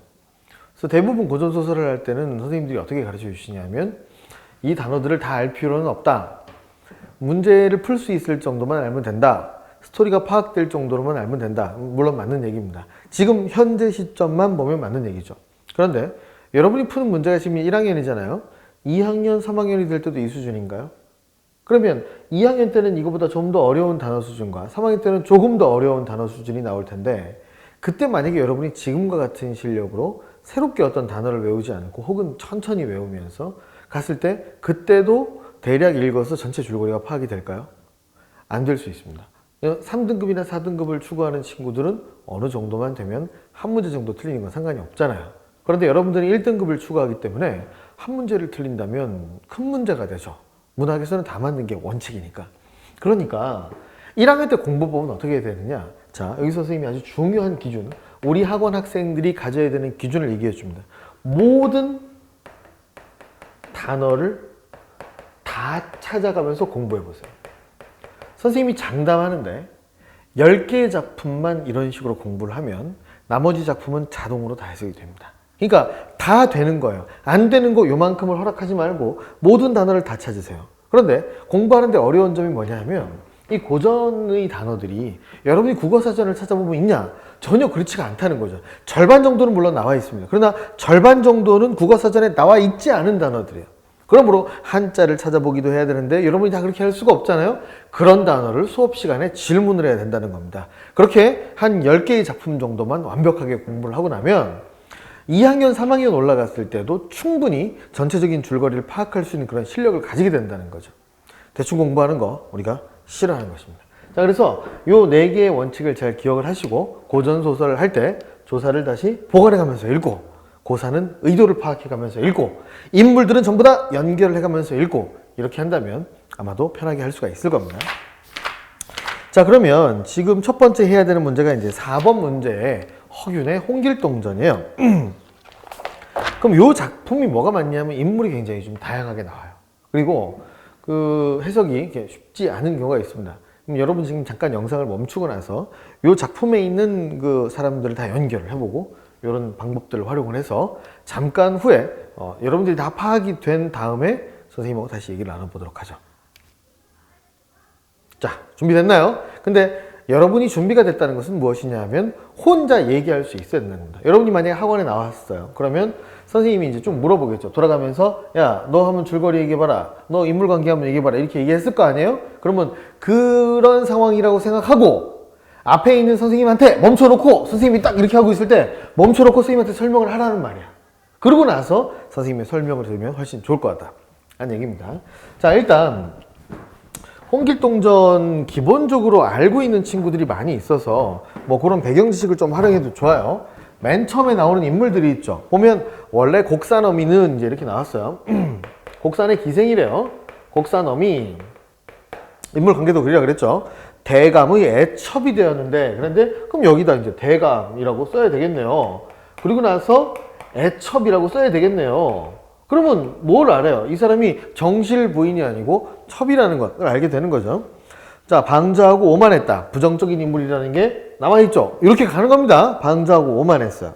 설령 종이라도 마음에 맞지 않는 일이 있으면 거짓말을 하고요. 시기하고요. 그 다음에 대감이 용꿈을 꾸고 길동을 얻었다고요? 길동을 용꿈을 꾸고 얻은 것을 사람마다 칭찬하고 대감 또한 길동을 사랑했다. 아, 그러면 이제 대감의 아들 요 어딘가의 라인에 길동이 나와야 되는 거죠. 근데 대감은 길동을 좋아해요. 다음 달랑. 또한 이따금 대감이 농담 삼아 너도 길동 같은 자식을 낳아 나의 노년 재미를 도우라 하거늘 몹시 무안해하는 중에 길동의 이름이 날로 자자했자 더욱 시기하였다. 이렇게 표시를 하면서 읽는 겁니다. 그리고 길동의 아들이 아니니까 그렇게 하는 거잖아요. 그러면 길동의 엄마가 있었겠죠. 길동의 엄마 이렇게 해주고 여기도 첩의 관계다. 그러니까 첩들이 좀 많았어요. 뭐 신분이 높은 사람이니까 아마도 그랬던 모양입니다. 그 이제 그 다음 고단락의 맨 끝에를 보면 길동을 해치려는 마음이 있었다. 근데 이제 그걸 갖다가 누가 추천을 해주냐면 한 무녀가 무당이죠. 어떤 사람을 추천해 줍니다. 관상 보는 계집을 추천해 주는데 얘를 이용해 가지고 대감의 마음을 놀라게 해서 길동을 몰아내자 이런 말이 되는 거죠. 그래서 관상녀를 불러들이게 됩니다. 자, 그러면 곡산어미가 무녀를 만나고 무녀를 통해서 관상녀를 불러내고 관상녀가 아마 대감한테 가겠죠. 그러니까 이런 인물 관계가 형성이 되는 것이고, 자, 촌왕이 그게 기뻐해요. 어이? 촌왕이 기뻐한다고요? 그러면 이 곡산어미라는 사람의 별명이 또 촌왕. 이렇게 여러분은 본문에서 곡산어미 동그라미, 촌왕 동그라미, 연결 이렇게 돼야 되는 거죠. 그래서 이게 촌왕이 같은 사람이라는 걸 눈치를 채야 되는 거. 두 번째, 세 번째 단락에서 불러들여 재물을 안기며 이렇게 뭐 얘기를 했다는 거죠. 그래서 대감이 들어가 길동을 부른 후에 부인을 보고 말했다. 그 다음 단락 보이죠? 그래서 부인에 별표해야 됩니다. 그러니까 부인이라는 것이 과연 여기 나오는 어떤 부인들 중에 하나인 건지 혹은 새로운 사람인지를 궁금해하지 않는다면 여기서 큰 오류가 발생하게 되죠. 이 힌트가 바로 오른쪽 단의 맨 위에 부분에 있습니다. 위에서 두 번째 줄을 보면 이렇게 돼 있어요. 잘 모르긴 해도 부인께서 몸소 낳은 자식은 아닌 듯합니다. 부인과 함께 있을 때 이런 대사를 한단 말이에요. 그러면 길동모가 아니고 그 부인은 곡산어미는 부인이라 칭하지 않잖아요. 그러니까 부인은 사실은 좀 위에서 써야 되는데 정실 부인이 진짜 부인이 있는 거죠. 그리고 첩이 두 명이 있는 겁니다. 자, 그런데 부인은 길동을 어떻게 대했냐 보니까 이 아이가 비록 영웅의 기상이 있으나 어디다 쓰리오? 왜냐하면 서자이기 때문에 농담하며 웃고 있는데 내려와가지고 어떤 여자 관상녀를 만난 거죠. 그래서 관상녀가 왜가지고 처음에 자기가 모든 걸 아는 척하다가 길동을 보고 역적이라는 식으로 이제 이렇게 얘기를 하는 거야. 성공하면 나라를 갖다가 얻을 것이고 만약에 실패하면 역적이 될 것이다. 이렇게 얘기를 해서 이제 모함을 하게 되는 거죠. 그 다음부터 홍길동의 아빠가 대감이 길동을 좀 멀리하는 장면 그런 것들이 나옵니다. 자, 그래서 이제 그 뒤에 중략의 앞뒷 부분을 보면 얘가 그 구실을 삼아서 홍길동을 해치려고 하는 그런 마음을 먹는 장면이 나오고요. 자, 중략 바로 다음 한번 볼까요? 촌왕이 황공하여 다시는 말을 못하고 내당에 들어가 부인과 대감의 장자에게 여쭈었다. 오! 대감의 장자가 있대요. 여기서 장자, 길동이 아마 형이 되겠죠. 버전에 따라 좀 다르지만 홍인형 이렇게 나옵니다. 보통은. 자, 정자한테 얘기합니다. 대감이 관상녀의 말씀을 들으신 후 아무리 생각해도 어찌할 도리가 없어 제대로 드시지도 못하고 주무시지도 못하니 마음에 병환이 생겼다. 그러니까 이 홍길동 때문에 대감이 아프다. 다음 페이지죠. 대감께서도 길동을 미리 없애고자 하시나 차마 실행에 옮기지는 못하는 것 같습니다. 제 미련한 소견으로는 길동을 먼저 없앤 후에 대감께 아뢰면 이미 저질러진 일이라 대감께서도 어찌할 수 없으므로 근심을 아주 일까합니다. 뭐라고 얘기하는 거야? 길동을 죽이자라고 이놈이 가서 이 사람하고 이 사람을 설득을 하고 있어요. 어떤 반응을 보일까요? 자, 부인이 눈살을 찌푸리며 그거 차마 할 바가 아니다 이렇게 얘기를 하죠. 촌왕이 다시 여쭙니다. 뭐라고? 여러 가지 이유 때문에 해야 되는 국가를 위해 해야 되는 것이고 왜 반란일이 길놈이니까 대감의 병세를 위해서 그런 거고 홍씨 가문을 위해서 그런 거다. 이렇게 얘기하니까 B 부분에 보니까 계속 달래니까 마지못하여 뭐라고요? 허락하였다 라고 나오잖아요. 그러니까 이 부인과 장자가 얘를 죽이는 것을 암암리에 오케이를 한 겁니다. 대감이 허락한 것은 아니죠. 이것이 바로 뒤에 문제에 이어지게 됩니다. 자, 뒤에 보면 문제가 이제 1, 2, 3, 4번이 나오는데 5번에서 길동과 아기장수의 공통점에 대한 학생들의 의견은 적절하지 않은 것은 이렇게 얘기했습니다. 4번에서 주변 사람의 모함으로 위기에 처하는 것은 홍길동전은 맞죠. 왜냐하면 마지막 부분에 특자라는 자객을 섭외해서 죽이려고 하는 장면이 나오니까. 근데 보기를 보면 보기에서는 그런데부터 한번 볼까요? 그런데 옛날에는 평민의 집에 장수가 태어나면 영모할 꾀를 할 가능성을 없애기 위해 삼족을 멸하였다. 그래서 그 부부가 아이를 숨기려고 했다. 이게잖아. 모함을 하질 않았어요. 근데 옛날에 이제 그런 일이 있었기 때문에 혹시 그럴까가 부부가 염려를 해서 이 아이를 숨기는 장면이 나오죠. 그러니까 정답은 4번이 되는 겁니다. 그 1번 같은 경우에는 태몽의 신비한 존재가 그 앞에서는 용이 나왔고요. 얘는 보기에서는 신령이 나왔죠. 그리고 뭐 이제 5번 같은 경우에 혈육이 세상으로부터 격리시키려고 하는데 혈육이라는 건 바로 가족을 의미하는 것이죠. 홍길동전에서는 이 혈육이 여기 있는 사람들, 부인과 장자 이 사람들을 얘기하는 것이고 보기에서는 그 부모가 그런 역할을 한다라는 거가 되는 겁니다. 자, 여기까지 보고 이제 5번 문제로 넘어가겠습니다.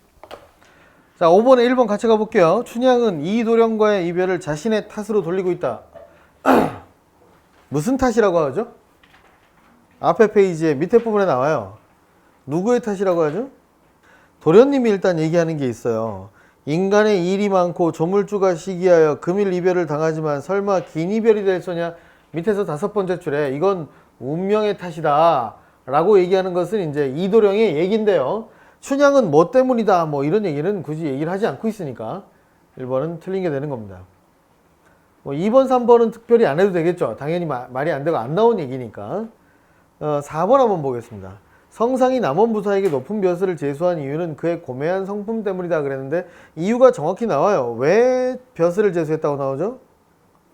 두 글자입니다. 선치. 올바른 정치를 착한 정치를 베풀었다라고 앞에 나오죠. 기억 바로 왼쪽입니다. 그래서 성품이 아니고 선치 때문이다. 그럼 5번입니다. 5번의 정확한 근거 어디 나올까요? 앞에 나올까요? 뒤에 나올까요? 앞에 나옵니다. 앞에 어느 부분인지 한번 읽어볼까요? 재현님? 그렇죠. 첫 번째 단락이 끝나고 바로 다음 문장이 이렇듯 즐기다가 날이 새면 몸을 숨겨서 돌아온다. 그러니까 떳떳한 만남이 아니었다는 것을 드러내고 있습니다. 정답은 50번이야. 5번이에요. 넘어갑니다.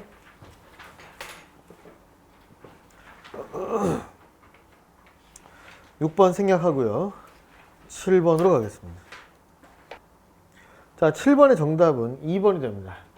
이정민 군. 답이 왜 2번인지 얘기해보세요. 제 질문. 이 질문이에요. 이민교 군. 얘기해보세요. 들렸어요? 이 친구들 열심히 안 해온 것 같은데. 잠깐 좀 볼 필요가 있는 문제입니다. 그래서 한 1분 정도 시간 줄 테니까 답이 왜 2번인지 3번은 왜 안 되는지 한번 파악해보세요. 3번은 왜 맞는 것인지. 자, 혹시 찾은 사람 있나요? 왜 답이 어디? 기억 바로 밑에 부분이에요. 이게 이제 잘했어요. 전형적인 문제인데 7번에 2번을 보면 회원들의 농촌을 개혁하는 의지가 부족한 것은 까지 끊고 학생들의 열성이 부족하기 때문이군 끊고 이게 지금 표현 자체가 원인과 결과를 나타낸 표현이죠. 앞에가 원인이야? 뒤에가 원인이야? 뒤에가 원인이죠. 뒤에가 원인이 돼서 학생들의 열성이 부족하기 때문에 뒤에 회원들이 개혁 의지가 부족해졌다는 인과관계를 얘기한 겁니다. 근데 이 우주에서 절대적으로 변하지 않는 원칙은 원인이 항상 먼저 나와야 된다는 거죠. 결과는 나중에 나와야 되는 겁니다. 그러면 학생들의 의지, 열정 이 부분을 한번 찾아봅시다. 앞에 페이지에서 아까 그 재현이가 얘기한 부분이 바로 기억 바로 밑인데요. 그 전에 뭘 봐야 되냐면 그 앞부분 줄거리의 맨 끝을 봐야 됩니다. 청년회 회원들은 농민들을 계몽할 의지가 없는 겁니다. 청년회 회원들은 자 그래서 A 바로 밑으로 내려오면 그때 희준이는 덩둘하였다. 결국 따라가 본즉 거기는 음식점이었다. 이런 주식업에 비교하면 그래도 그들이 노동야학을 시작한 것은 장한 일이다. 야학이라는 것에서 청년의 회원들은 선생님 역할을 하고 있었던 거죠. 그러나 이 역시 유명무실로 선생들, 바로 이놈들이 청년의 회원들이야. 의 태만한 행동이 학생들의 열성을 꺼지게 한 거죠. 그럼 뭐가 원인이냐면 청년의 행동들의 의지가 없는 게 원인이고 열성이 없는 건 결과가 되는 겁니다. 바로 동그라미 2번과 반대가 되는 것이죠. 인과관계가 뒤집혔다. 됐습니다. 다음 넘어갈까요? 자, 8번 문제도 생략을 하겠습니다. 넘어가시고 고전소설에서 토끼전입니다. 예를 들어 이제 고전소설의 해석이 좀 안 되는 게 이제 이런 거죠. 오른쪽에 A 부분에서 밑에 안일이 부분을 보세요.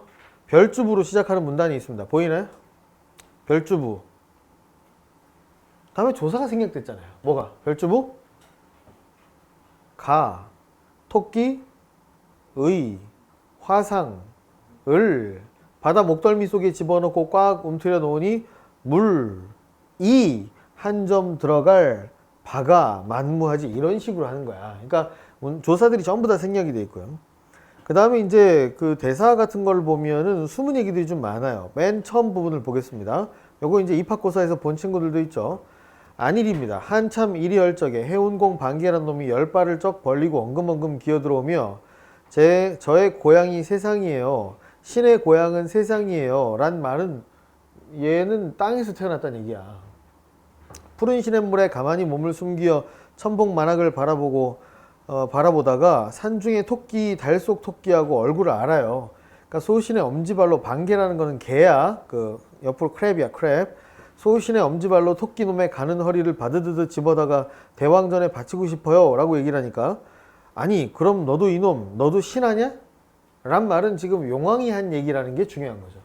용왕은 바닷속에 사는 용입니다, 용. 그러면 신하들은 전부 다 뭐예요? 물고기예요. 근데 반개는 생긴 게 물고기처럼 안 생겼잖아요. 그러니까 너도 실하냐? 이렇게 물어본 거야. 그러니까 뭐라 그래? 아, 물고기 때는 다 마찬가지. 나도 물속에 사니까 똑같은 거예요. 그러니까 어라, 저놈 보기 싫다. 두 엄지발만 똑 떼어 내쫓아라. 왜? 엄지발 때문에 물고기처럼 안 생겼으니까 이거를 떼버리고 물고기처럼 만들어라는 얘기가 되는 거잖아요. 그러면 내가 여러분들 입학할 때 주로 이걸 물어보는 거야. 야, 얘는 왜 내쫓았냐? 그럼 대답하는 친구가 진짜 한 30명에 한 명 될까 말까요. 왜? 물고기처럼 안 생겨서. 그 답이 되는 겁니다. 그런 것을 추론할 수 있어야 된다 라는 얘기입니다. 다음 넘어가서 그래서 답이 이제 9번인데요. 뭐 9번은 질문이 없죠. 이건 무능한 거가 아니고 육지로 가겠다는 별주부의 의사를 수용하는 것은 합리적으로 판단을 해서 제가 할 만하다 하니까 가는 거죠. 넘어갑니다. 10번이에요. 자, 적절하지 않은 것이 10번의 답은 5번입니다. 자, 5번에서 왜 답이 되겠어요? 대감이 수용한 적이 없죠. 누구는 동의를 마지못해 했어?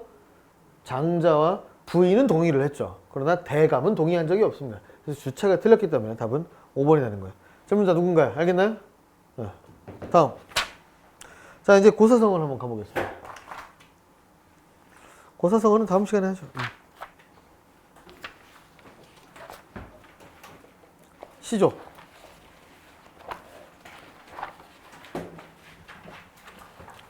자, 문용아, 우리 어디 할 차례니? 시조는?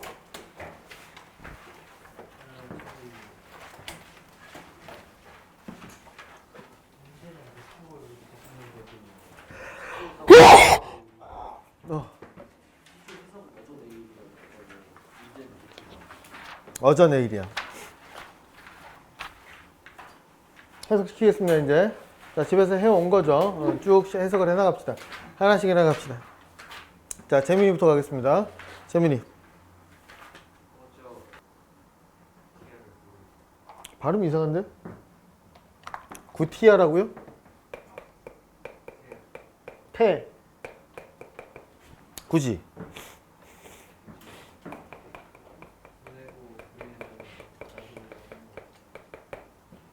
해석을 한 건가요? 그냥 읽은가요?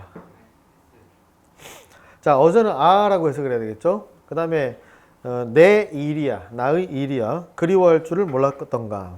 뭐하고 있어요? 까지 끊으세요. 뭐하고? 후회하고 있습니다. 보낸 거죠. 님을 보내고 나서 후회를 하고 있네요. 그리워할 줄 몰랐던가. 있으라고 했으면 갔겠는가마는 안 갔을 텐데 오빠가. 내가 굳이 보내놓고 그리워하는 정은 나도 몰라 하노라. 이 부분 때문에 문제 나오는 거예요.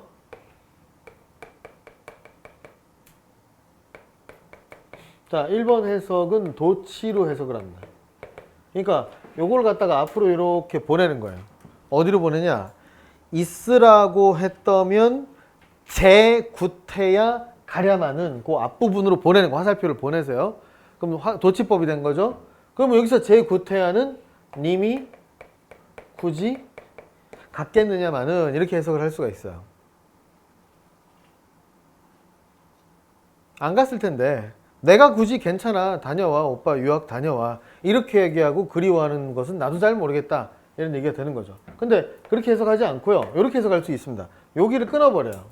제구태야 바로 앞에서 끊어버리고 제구태야를 이 뒤에 거랑 연결을 이렇게 하는 겁니다. 그럼 이것은 뭐라고 부르냐 하면 행간 걸침이라고 불러요. 뭐 해석을 있으라고 했으면 이미 안 갔을 텐데 내가 굳이 보내놓고 그리워하는 것은 나도 모르겠다. 그러니까 이렇게 두 가지로 해석하는 것이 첫 번째 출제가 되는 것이고요. 또 하나 출제되는 것은 뭐냐? 주제가 나옵니다. 이 글의 주제는 님을 보낸 후에 후회와 자탄의 심정, 스스로 한탄하는 심정이다. 이게 핵심이에요. 자, 이 두 문제가 출제가 됩니다. 옆에 있는 문제 질문 있으면 하세요. 1번이요. 이 작품에 대한 설명을 옳지 않은 것은 2번은 원망은 없으니까 내가 잘못했다는 거지 원망은 없으니까 2번이 답이고요. 몇 번 때문에 한 거예요? 질문을 고려가요 가실이 서경별곡 김소월의 진달래꽃 전부 다 그리움이에요. 제목 자체를 외워버려. 전부 다 그리움. 다음. 그 정서를 매개한다는 말이 뭔 얘기냐면 이게 조선시대 작품이잖아. 요 시리즈가 이제 주로 나옵니다. 가실이 고려시대 서경별곡 그 다음에 고려시대 때 또 송인이라는 작품이 있어요. 그리고 이제 조선으로 넘어오잖아요. 그럼 항진이의 다양한 시조들이 있잖아요. 어저 내일이야 뭐 이런 시조들이 있어요. 이건 이제 시조. 그럼 뭐라 그러냐면 고려가요. 이건 한시. 그 다음에 이제 내려오다가 현대시가 진달래꽃 이렇게 있잖아요. 이거는 현대시. 그럼 동그라미 5번 얘기는 뭔 얘기냐면 이게 요 작품은 고려 때부터 조선을 거쳐서 현대까지 전해지는 이 이별의 정한이라는 우리 민족의 대표적인 정서 이것을 이어준다는 뜻이 되는 거야. 중간에 들어갔기 때문에 고려시대와 현대시대를 이어준다. 이런 뜻이 5번이 뜻이에요. 다음입니다. 자, 옆에 서연이 해석하세요. 끊어. 앞에는 무슨 성이고 뒤에는 무슨 성이야? 산은 불변성이죠. 물은 계속 흘러가 버리니까 가변성이 되는 거죠. 계속. 없다는 얘기죠. 옛날 물은 남아있지도 않습니다. 그래서요. 만약에 여러분들이 지금 본 인걸이라는 단어 있죠. 이게 영웅호걸할 때 걸자거든. 영웅이라는 뜻이에요. 이걸 갖다가 지금 서현이 해석처럼 뭐 뛰어난 인재도 한 번 가면 안 온다. 이렇게 되면 주제가 뭐가 되냐면 인생 무상이 되는 거죠. 아무리 뛰어난 사람도 한 번 죽으면 끝이고 헤어지면 끝이다. 이게 주제가 되는 거고요. 인간사의 보편적인 진리를 다루는 것이죠. 보편적 주제가 되는 겁니다. 근데 작가가 황진이기 때문에 이것을 인재가 아니고 어떤 님, 뭐 혹은 뭐 서경덕 이런 식으로 해석을 할 수가 있어요. 그렇다면 이 사람도 한 번 가면 안 온다는 얘기는 이거는 인생무상이라기보다는 그리움이 바로 주제가 되는 것이고 이것은 개인적인 주제가 되는 거죠. 그러니까 이 작품은 인거를 어떻게 해석을 하냐에 따라서 주제가 전혀 달라질 수 있다라는 것이 주의점입니다. 직유법이 사용됐죠. 물과 같아야 그랬으니까. 자, 1번부터 5번까지 중에서 질문 있으면 하세요.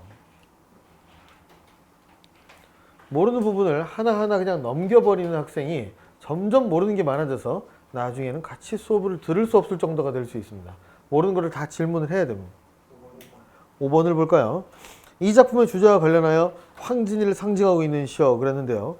자, 위에서 물이 떠나가 버렸다 그랬죠. 만약에 그 본인을 떠나가는 사람이 님이다 이렇게 해석을 하면 물은 님이겠죠. 그러면 본인은 변하지 않는다는 얘기를 하고 있는 거잖아요. 그러니까 바로 산이 답이 되는 거예요. 다시요. 2번.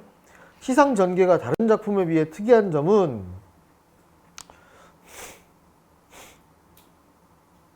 너 몇 번이라고 했나? 선경후정의 방식이다. 그 이제 선경후정이 맞죠? 본문도. 뭐냐면 첫 번째 줄이 경치잖아요. 근데 두 번째 줄, 세 번째 줄은 자기 해석이잖아. 선경후정이 맞죠. 근데 그건 뭐 어떤 점이 아니야? 다른 작품도 대부분 그렇죠. 그러니까 특이한 점은 아닌 거야, 그게. 다른 작품하고 황진이의 작품이 좀 다른 것이 바로 뭐냐면 5번이죠. 그러니까 우리말을 갖다가 그대로 썼다는 거예요. 예를 들어 이실소냐 뭐 이런 식으로 아니 오노메라 이런 식으로 거의 한자를 쓰지 않았어요. 황진이의 작품이 우리말을 세련되게 썼다 이렇게 생각하면 되겠습니다. 어리석은 놈이 하는 일이 다 어리석다. 끊으세요. 이게 바로 결론입니다. 보통 시조의 결론은 어디 나오는지 아냐? 초장, 중장, 종장 중에서 보통은 종장에 나와요. 그런데 이 작품은 특이하게 초장의 결론이 나온 겁니다. 바로 귀납적 전개를 할 수 있나요? 연역적 전개를 할 수 있나요? 결론이 맨 앞에 나오는 거. 그러니까 중요한 얘기가 맨 앞에 나오는 거. 연역적 전개다 이렇게 얘기할 수 있습니다. 그 나머지는 그 이유를 제시하는 거예요. 자, 계속 해보세요. 그러니까 두 가일씩입니다. 두 가일씩. 만중 끊고 운산 네 글자짜리는 두 글자씩 끊어야 됩니다. 이걸 한번 내가 설명한 것 같은데 이 중자가 무슨 중자죠? 무거울 중자지만 거듭 중자로 쓴다 했잖아요. 겹겹이라 해서 만중 여러 겹이라고 해석하세요. 여러 겹에 구름 낀 산 이것이 직역입니다. 밑에 있는 해석은 직역이 아니고 의역이죠. 구름이 겹겹이 꼈다는 게 아니고 겹겹이 있는데 거기 구름이 꼈단 말이야. 됐죠? 그 다음에 어느 님이 올까마는 다른 어느 님이 올 가능성이 없는데 지는 잎과 부는 바람이 바로 무슨 적심상이에요? 끊어. 청각적 심상이죠. 그러니까 바스락 소리만 들려도 바람 소리가 휘익만 들려도 행여 그이가 왔는가 착각한다는 얘기죠. 그러니까 여기서 구름 지는 잎과 부는 바람은 착각을 유발하는 소재 이렇게 적으면 되겠네요. 착각을 유발하는 소재 그리고 청각적 심상이 되는 겁니다. 자, 또 하나인데요. 거기서 어느 님이라고 해석을 하면 조금 무리가 있습니다. 왜냐하면 이거 어느 님이 되기 위해서는 님이 A, B, C, D가 있어야 되는 거야. 자, 오늘은 철수, 내일은 영희, 누가 올까? 이게 아니고요. 어찌 님이 올 수 있겠는가만을 해석하는 게 좋겠죠. 그래서 어느라고 해석하지 말고 어찌라고 해석을 하길 바랍니다. 1번부터 5번까지 질문 있으면 하세요. 좋습니다. 4번을 이민교 군이 해석을 하세요. 모르더니 그러니까 봄이 왔는데 님이 와야 되는데 안 오고 있다는 거 아니에요? 그 다음 네가 먼저 아는구나 이렇게 얘기했어. 그러니까 잠깐 봄이 왔는데 소식을 모르고 있었다는 말. 여기서 소식이 님의 소식이 아니고 내가 잘못 얘기했다. 봄이 왔다는 소식을 모르고 있었다는 거야. 근데 냇가의 푸른 버드나무가 네가 먼저 봄이 된 걸 아는구나. 아, 인간 세상의 이별을 어찌하냐 이렇게 물어봤단 말이야. 그럼 이 사람은 사실은 봄을 기다리고 있었던 거죠. 근데 봄을 왜 기다리고 있었을까요? 봄이 오면 님이 온다고 아마도 약속을 했거나 소식을 전해준다고 했거나 뭐 이런 게 있었을 거 아니야. 근데 그걸 모르고 있었는데 버드나무를 보고 님 생각이 떠오른다 이런 얘기입니다. 틀린 것이 정답 1번인데요. 독백조, 여러분들 독백조를 애매하게 판단하면 안 됩니다. 세 가지를 여러 차례 얘기해 줬잖아요. 독백체가 있고 또 뭐가 있다 그랬죠? 말을 건네는 어투가 있고 또 뭐 있다 그랬죠? 대화체가 있고. 그런데 지금 여러분들 거기 보면 냇가의 푸른 버들이 네가 먼저 아는구나 라고 얘기했으니까 뭐예요? 말을 건네는 어투가 되겠죠. 그러니까 얘는 독백조가 아닌 거니까 1번이 답이에요. 자, 그런데 2번이 뭐 매력적 오답일 수 있겠는데요. 본문에 여러분들 마음이 어린 후는 계절이 언제? 나와 있어요. 세 번째 줄에. 가을이에요. 왜? 지는 잎이잖아요. 근데 보기는 봄이 됐으니까 시간의 흐름에 따라 내용을 전개한 게 맞는 겁니다. 연작시로 지었다 했잖아요. 혹시 다른 거? 다음. 자, 옆에 민교는 지금 했나요? 뒤에 재현이.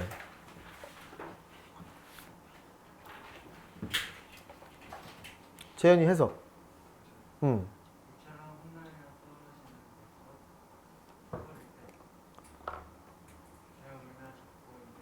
잠깐만. 제가 뭐라고 뜻이?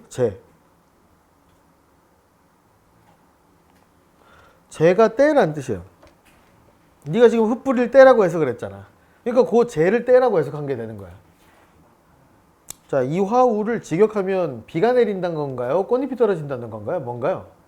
꽃잎이 떨어진다는 뜻이에요. 그러니까 백꽃비라고 해석을 하면 됩니다. 그냥 백꽃비가 흩뿌릴 때, 바로 이때가 계절이 언제죠? 꽃이 질 때가 보통 여러분들 벚꽃 같은 것도 언제 지나요? 봄에 다 지죠. 여름까지 가지 않습니다. 봄에 좀 폈다가 다 져요. 그러니까 이것도 봄이에요. 봄에 님하고 이별했었는데 지금 계절은 뭐가 된 거죠? 두 번째 줄을 보니까 뭐가 된 거죠? 가을이 됐습니다. 너도 날 생각하니? 라는 말에서 도자를 동그라미 치세요.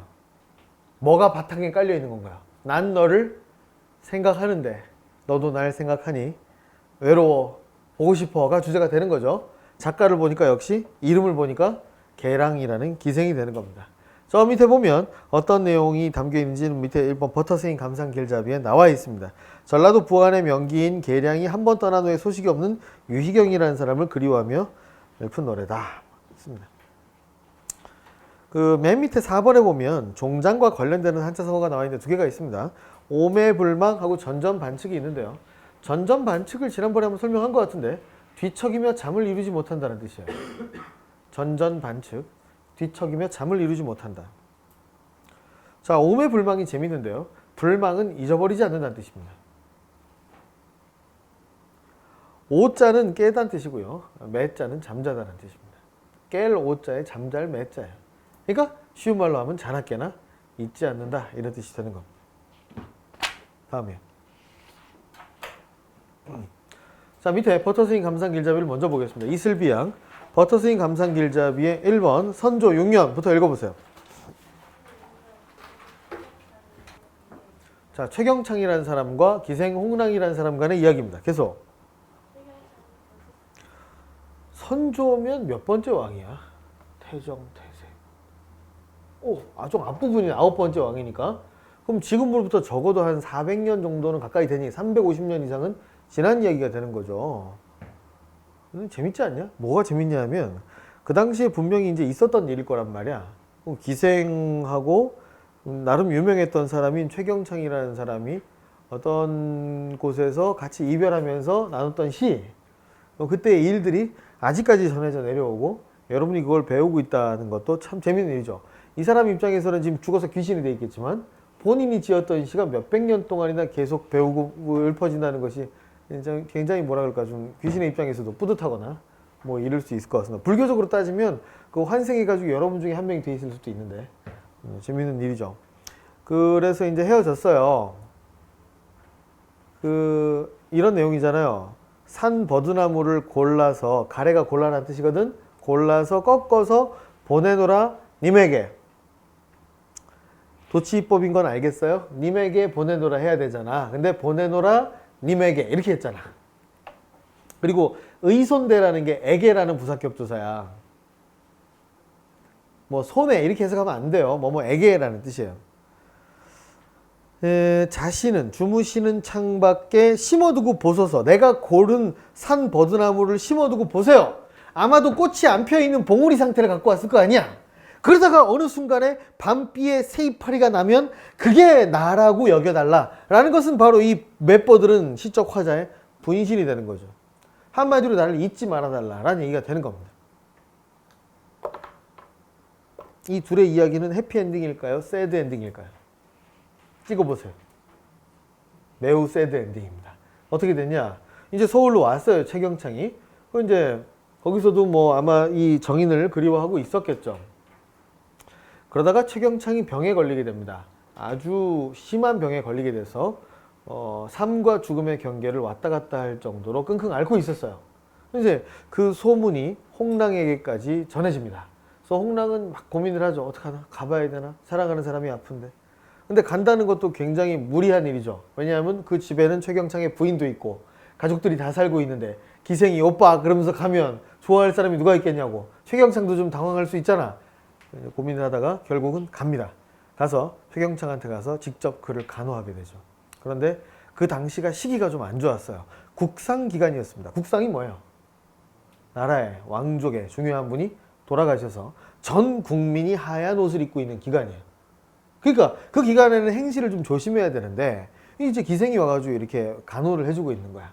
물론 그냥 넘어갈 수도 있는 일이지만 이 최경창의 반대파들은 그것을 빌미로 삼아서 왕에게 상소를 올리게 됩니다. 이 최경창 이 자식이 국상기관임을 무시하고, 예를 들어 대왕대비가 돌아가셨는데도 기생을 집으로 불러들여서 같이 지내고 있습니다. 뭐 이런 식으로 얘기를 한 거죠.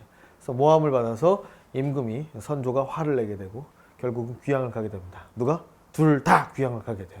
그래서 고죽 최경창은 저기 전라남도 해남의 아주 먼 곳으로, 그 다음에 홍랑은 또 함경도의 가장 끝으로 가서 평생 동안 만나지 못하게 그렇게 했습니다. 그래서 결국 스스로 아파가지고 죽게 되고요. 서로 그리워하다 죽었다. 뭐 이런 내용입니다. 아름다운 사랑 얘기인가 슬픈 사랑 얘기인가 잘 모르겠네요. 넘어갑시다. 송순의 작품입니다. 10년을. 자, 종현이 해석하세요. 여기 아니야? 여기는 숙제는 아니었어? 오케이. 그 앞에까지 질문 혹시 있나요? 좋습니다. 역시 4개 하고 오늘 마무리하죠. 하나, 둘, 셋, 넷. 수양산 바라보며까지.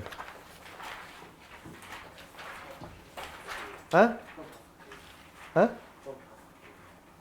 하나, 둘, 셋. 방금 전에 저기 뭐야? 웹보들 이것도 안 했어? 안 했었어. 3동까지 하겠습니다. 3동까지 해석 쓰세요. 그러고 발표할게요. 시간은 많이 안 줍니다. 빨리빨리 쓰세요.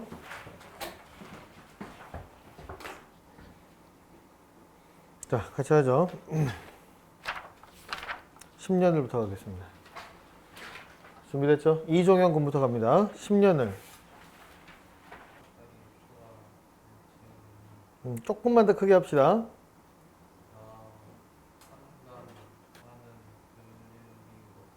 리라고? 드릴 다음에 발음이 뭐예요? D? 계속해. 자, 두 가지 측면이 전체적으로 잘했는데요. 두 가지 측면이 잘했는 중 아쉽다. 두 번째 줄에서 끊어읽기가 제대로 안 됐기 때문에 의미가 잘 안 들어온 거예요. 근데 이 끊어읽기 하는 방법을 선생님이 아까 알려줬습니다. 잠깐 앞에 볼까요, 친구들? 이건 몇 음보예요? 몇 음보예요? 4음보죠. 몇 글자 또는 몇 글자로 끊었어야 되는 겁니까? 3글자 또는 4글자로 끊었다면 좀 더 이해가 잘 됐을 거예요. 또 하나, 자네가 세 번째 줄에서 좀 실수한 것은 발음을 여러 번 해보지 않았다는 것이야. 눈으로만 보다 보니까 쉬운 건데 마지막 게 발음이 제대로 안 되면서 해석이 안 된 거죠. 같이 한번 해봅시다. 10년 동안 뭐 했다는 거예요? 계획을 했다는 겁니다. 그래서 4글자짜리 한자성어가 나오면 2글자로 끊으라 그랬어요. 초려, 초가집이에요. 삼간, 3칸이에요. 이렇게 되는 겁니다. 그러면 거기서 간을 칸으로 해석을 했기 때문에 밑에 있는 것도 다 칸으로 해석을 해야 되는 거야. 초가집 3칸을 지었다까지 일단 끊어보겠습니다. 어때요? 요새 한 1000세대짜리 아파트를 짓는데 얼마나 걸릴까요? 2년이면 됩니다. 10,000세대짜리 짓는 것도 2년이면 다 지어요. 근데 10년 동안 계획을 했는데 몇 칸을 지었다고요? 3칸짜리를 지었다는 거야. 아주 소박한 거죠. 안자로 시작하는 한자성어 쓸 수 있을 것 같습니다. 뭐가 들어갈까요? 안분지족이 들어갑니다. 물론 안빈낙도가 들어가도 되죠. 자, 그랬는데요. 그 다음 어떻게 끊어야 된다고요? 같이 한번 읽어볼까요? 시작. 나 한 칸, 달 한 칸에 청풍 한 칸 맡겨두고 이렇게 읽어야 되는 겁니다. 난 몇 칸을 가져요? 한 칸. 근데 이 3칸짜리도 내가 다 가지는 게 아니고 난 한 칸밖에 안 가져요. 그리고 달한테 주고요. 청풍한테 줍니다. 그러면 나하고 달하고 청풍이 다 같은 집에 사는 거네요. 일체가 되는 거네요. 물화일체입니다. 그런데 참 이 사람의 욕심은 끝이 없어요. 달하고 청풍하고 다 가져놓고 이제 또 뭐도 가지고 싶냐 하면 강산 전체를 다 가지고 싶다는 거야. 무슨 법이에요? 아까 1교시 한 거 무슨 법이에요? 대유법이잖아요. 안 했냐? 내가 아까 2학년 수업 때 했나? 강산 대유법이잖아요. 자연이라는 걸 의미하는 겁니다. 들여놓을 데가 없으니까 둘러두고 보겠다. 밑줄 칩니다. 둘러두고 보겠다는 건 마치 병풍처럼 생각하겠다. 감상하겠다. 이런 얘기가 되는 겁니다. 좋습니다. 이거 강호가 또는 강호한정가라고 부릅니다. 이런 노래들을. 넘어갑니다. 좋으시게요. 자, 민영이부터 가겠습니다. 자, 얘는 뭐 출제될 수 있는 것이 좀 여러 가지인데요. 일단 첫 번째 두리산은 지리산이에요. 양단수는 양갈래물입니다. 첫 번째 이걸 잘 해석 못하는 사람의 특징, 여기를 해석을 못해요. 요거 뭘까요? 일단 두음 법칙을 적용하면 뭐가 돼요? 얘가 되는 것이고 얘는 뭐가 될까요? 옛날이란 뜻이 되는 거죠. 두리산, 지리산의 양갈래물을 옛날에 들었답니다. 왜? 유명하니까 들었겠죠. 멋지다는 거겠죠. 지금 와서 실제로 보는 겁니다. 무슨 꽃이 떴다고요? 복숭아 꽃이 뜬 맑은 물에 산 그림자조차 잠겨 쉐라. 여러분들은 앞으로 이렇게 나오면 무조건 뭐뭐 하는 군화로 해석을 해야 됩니다. 무슨적 어조라 했죠, 이것을? 영탄적 어조라 했습니다. 잠겼 군화로 해석을 하세요. 잠겼 다로 해석하지 말고요. 그 다음 아이야는 가상의 성자라 그랬죠? 무릉이 어디뇨? 나는 여기인가 하노라. 여기 별표 3개입니다. 이거 지금 무슨 법이 사용이 된 거야? 굉장히 많이 틀립니다. 이 바로 문답법이에요.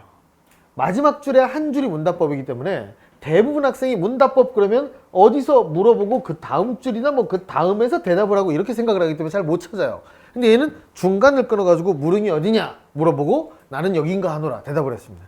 찾기가 좀 어렵죠. 역시 자연 친화입니다. 넘어가겠습니다. 역시 조식 선생님의 글인데요. 앞에 페이지 다시 조식에 대한 글을 좀 읽어보겠습니다.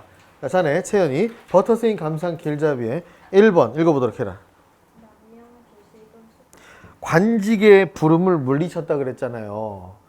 이게 내가 기억하기로는 10번이 넘어요. 그러니까 임금님이 계속 부르는 거야. 너무 유명한 학자고 인품도 훌륭하니까 부르는데 안 가는 거야. 그러니까 임금님이 야, 내가 너 관직 안 시킬 테니까 나랑 술이나 한잔 하자.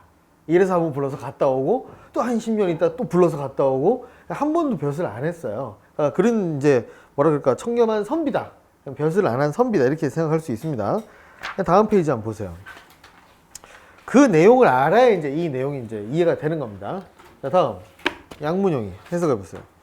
근데 삼동 같은 거 해석을 해야죠. 그렇죠. 삼하. 여름은 여름인데 원래 한 계절당 몇 개월씩을 나눌 수 있어요. 왜냐면 그러면 예를 들어 이렇게 3개가 여름이면 요거는 약간 봄에 가까운 여름이고 요거는 약간 가을에 가까운 여름이 되는 것이고 요게 제대로 된 여름이잖아요. 우리 보통 이런 여름을 뭐라고 불러요? 한여름이라 부릅니다. 이 3자를 뭐라고 해석해요? 한이라고 해석하면 됩니다. 그러면 여러분들 삼동은 뭐라고 해석하는 것이 좋을까요? 한겨울이 되겠죠. 많은 시조에 삼추 이렇게 나와요. 뭐라고 해석하면 될까요? 한가을 또는 한봄 이렇게 해석을 하면 되는 겁니다. 삼추 나오면. 자, 그러면 한겨울에 배옷을 입었답니다. 왜요? 배옷이 뭔지 알잖아요. 춥잖아요. 왜 그런 옷을 입었다는 거예요? 가난하다라고 해석을 할 수가 있는 겁니다. 그런데 그것은 그냥 문자적인 해석이고요. 가난 이렇게 해석할 수도 있지만 이런 한자성어가 있어요. 포의거사 또는 포의한사라는 단어가 있는데 이 포의라는 것이 바로 배옷을 입었다는 건데요. 이 두 단어 다의 뜻이 뭐냐 하면은 벼슬을 하지 않은 선비다 이런 뜻이 또 있습니다. 그러니까 첫 번째 줄은 가난하다 또는 벼슬을 하지 않았다 둘 다로 해석할 수 있는 거예요. 암혈이라고 그랬습니다. 암이라는 건 다 아는 한자예요. 뭐예요? 어두운 거 아니에요. 암석 뭐예요? 바위란 뜻이에요. 혈이라는 건 동굴이란 뜻입니다. 바위 동굴이란 뜻인데 이것도 역시 누추한 집이다 이런 뜻으로 의역을 할 수가 있는 겁니다. 자, 한겨울에 배옷을 입고 누추한 집에서 눈비를 맞아 살면서 구름 낀 햇볕 따위도 쬐은 적이 없지만 이렇게 해석하는 거예요. 볕 위라 할 때 위라는 건 뭐뭐 따위 이제 이런 뜻이에요. 바로 뭘 상징하는 뭘 비유하는 거냐? 혹은 그러니까 나는 벼슬을 한 번도 한 적이 없지만 임금의 은혜를 한 번도 받은 적이 없지만 이런 뜻이 되는 거예요. 그럼 이제 세 번째 줄은 니네가 눈치를 채야 되는 거야. 이제 서쪽 산에 해가 졌다는 소리를 들으니까 눈물겹다. 어떻게 된 거야? 중종이 승하한 겁니다. 그러니까 중종이란 임금께서 돌아가셨다는 소식을 들으니까 그렇지만 임금님이 나한테 그래도 사랑해줬고 나를 인정해줬으니까 슬프다 이런 얘기가 되는 겁니다. 그래서 뭐 군신유의 이런 한자성어가 어울린다고 할 수 있겠죠. 자, 숙제는 또 8개가 됩니다. 어디까지죠? 자, 이화우까지가 숙제였고 지난 시간에 하나, 둘 이화우까지 숙제 아니었어? 마음이 어린우니까지 숙제였네? 이화우까지 숙제였죠. 하나, 둘, 셋, 넷, 다섯, 여섯, 그 유응부 간밤에 울던 여울까지 하세요. 간밤에 울던 여울. 자, 구서연. 잠깐만 이거. 자, 오늘 수업은 여기까지 하겠습니다. 수고했습니다.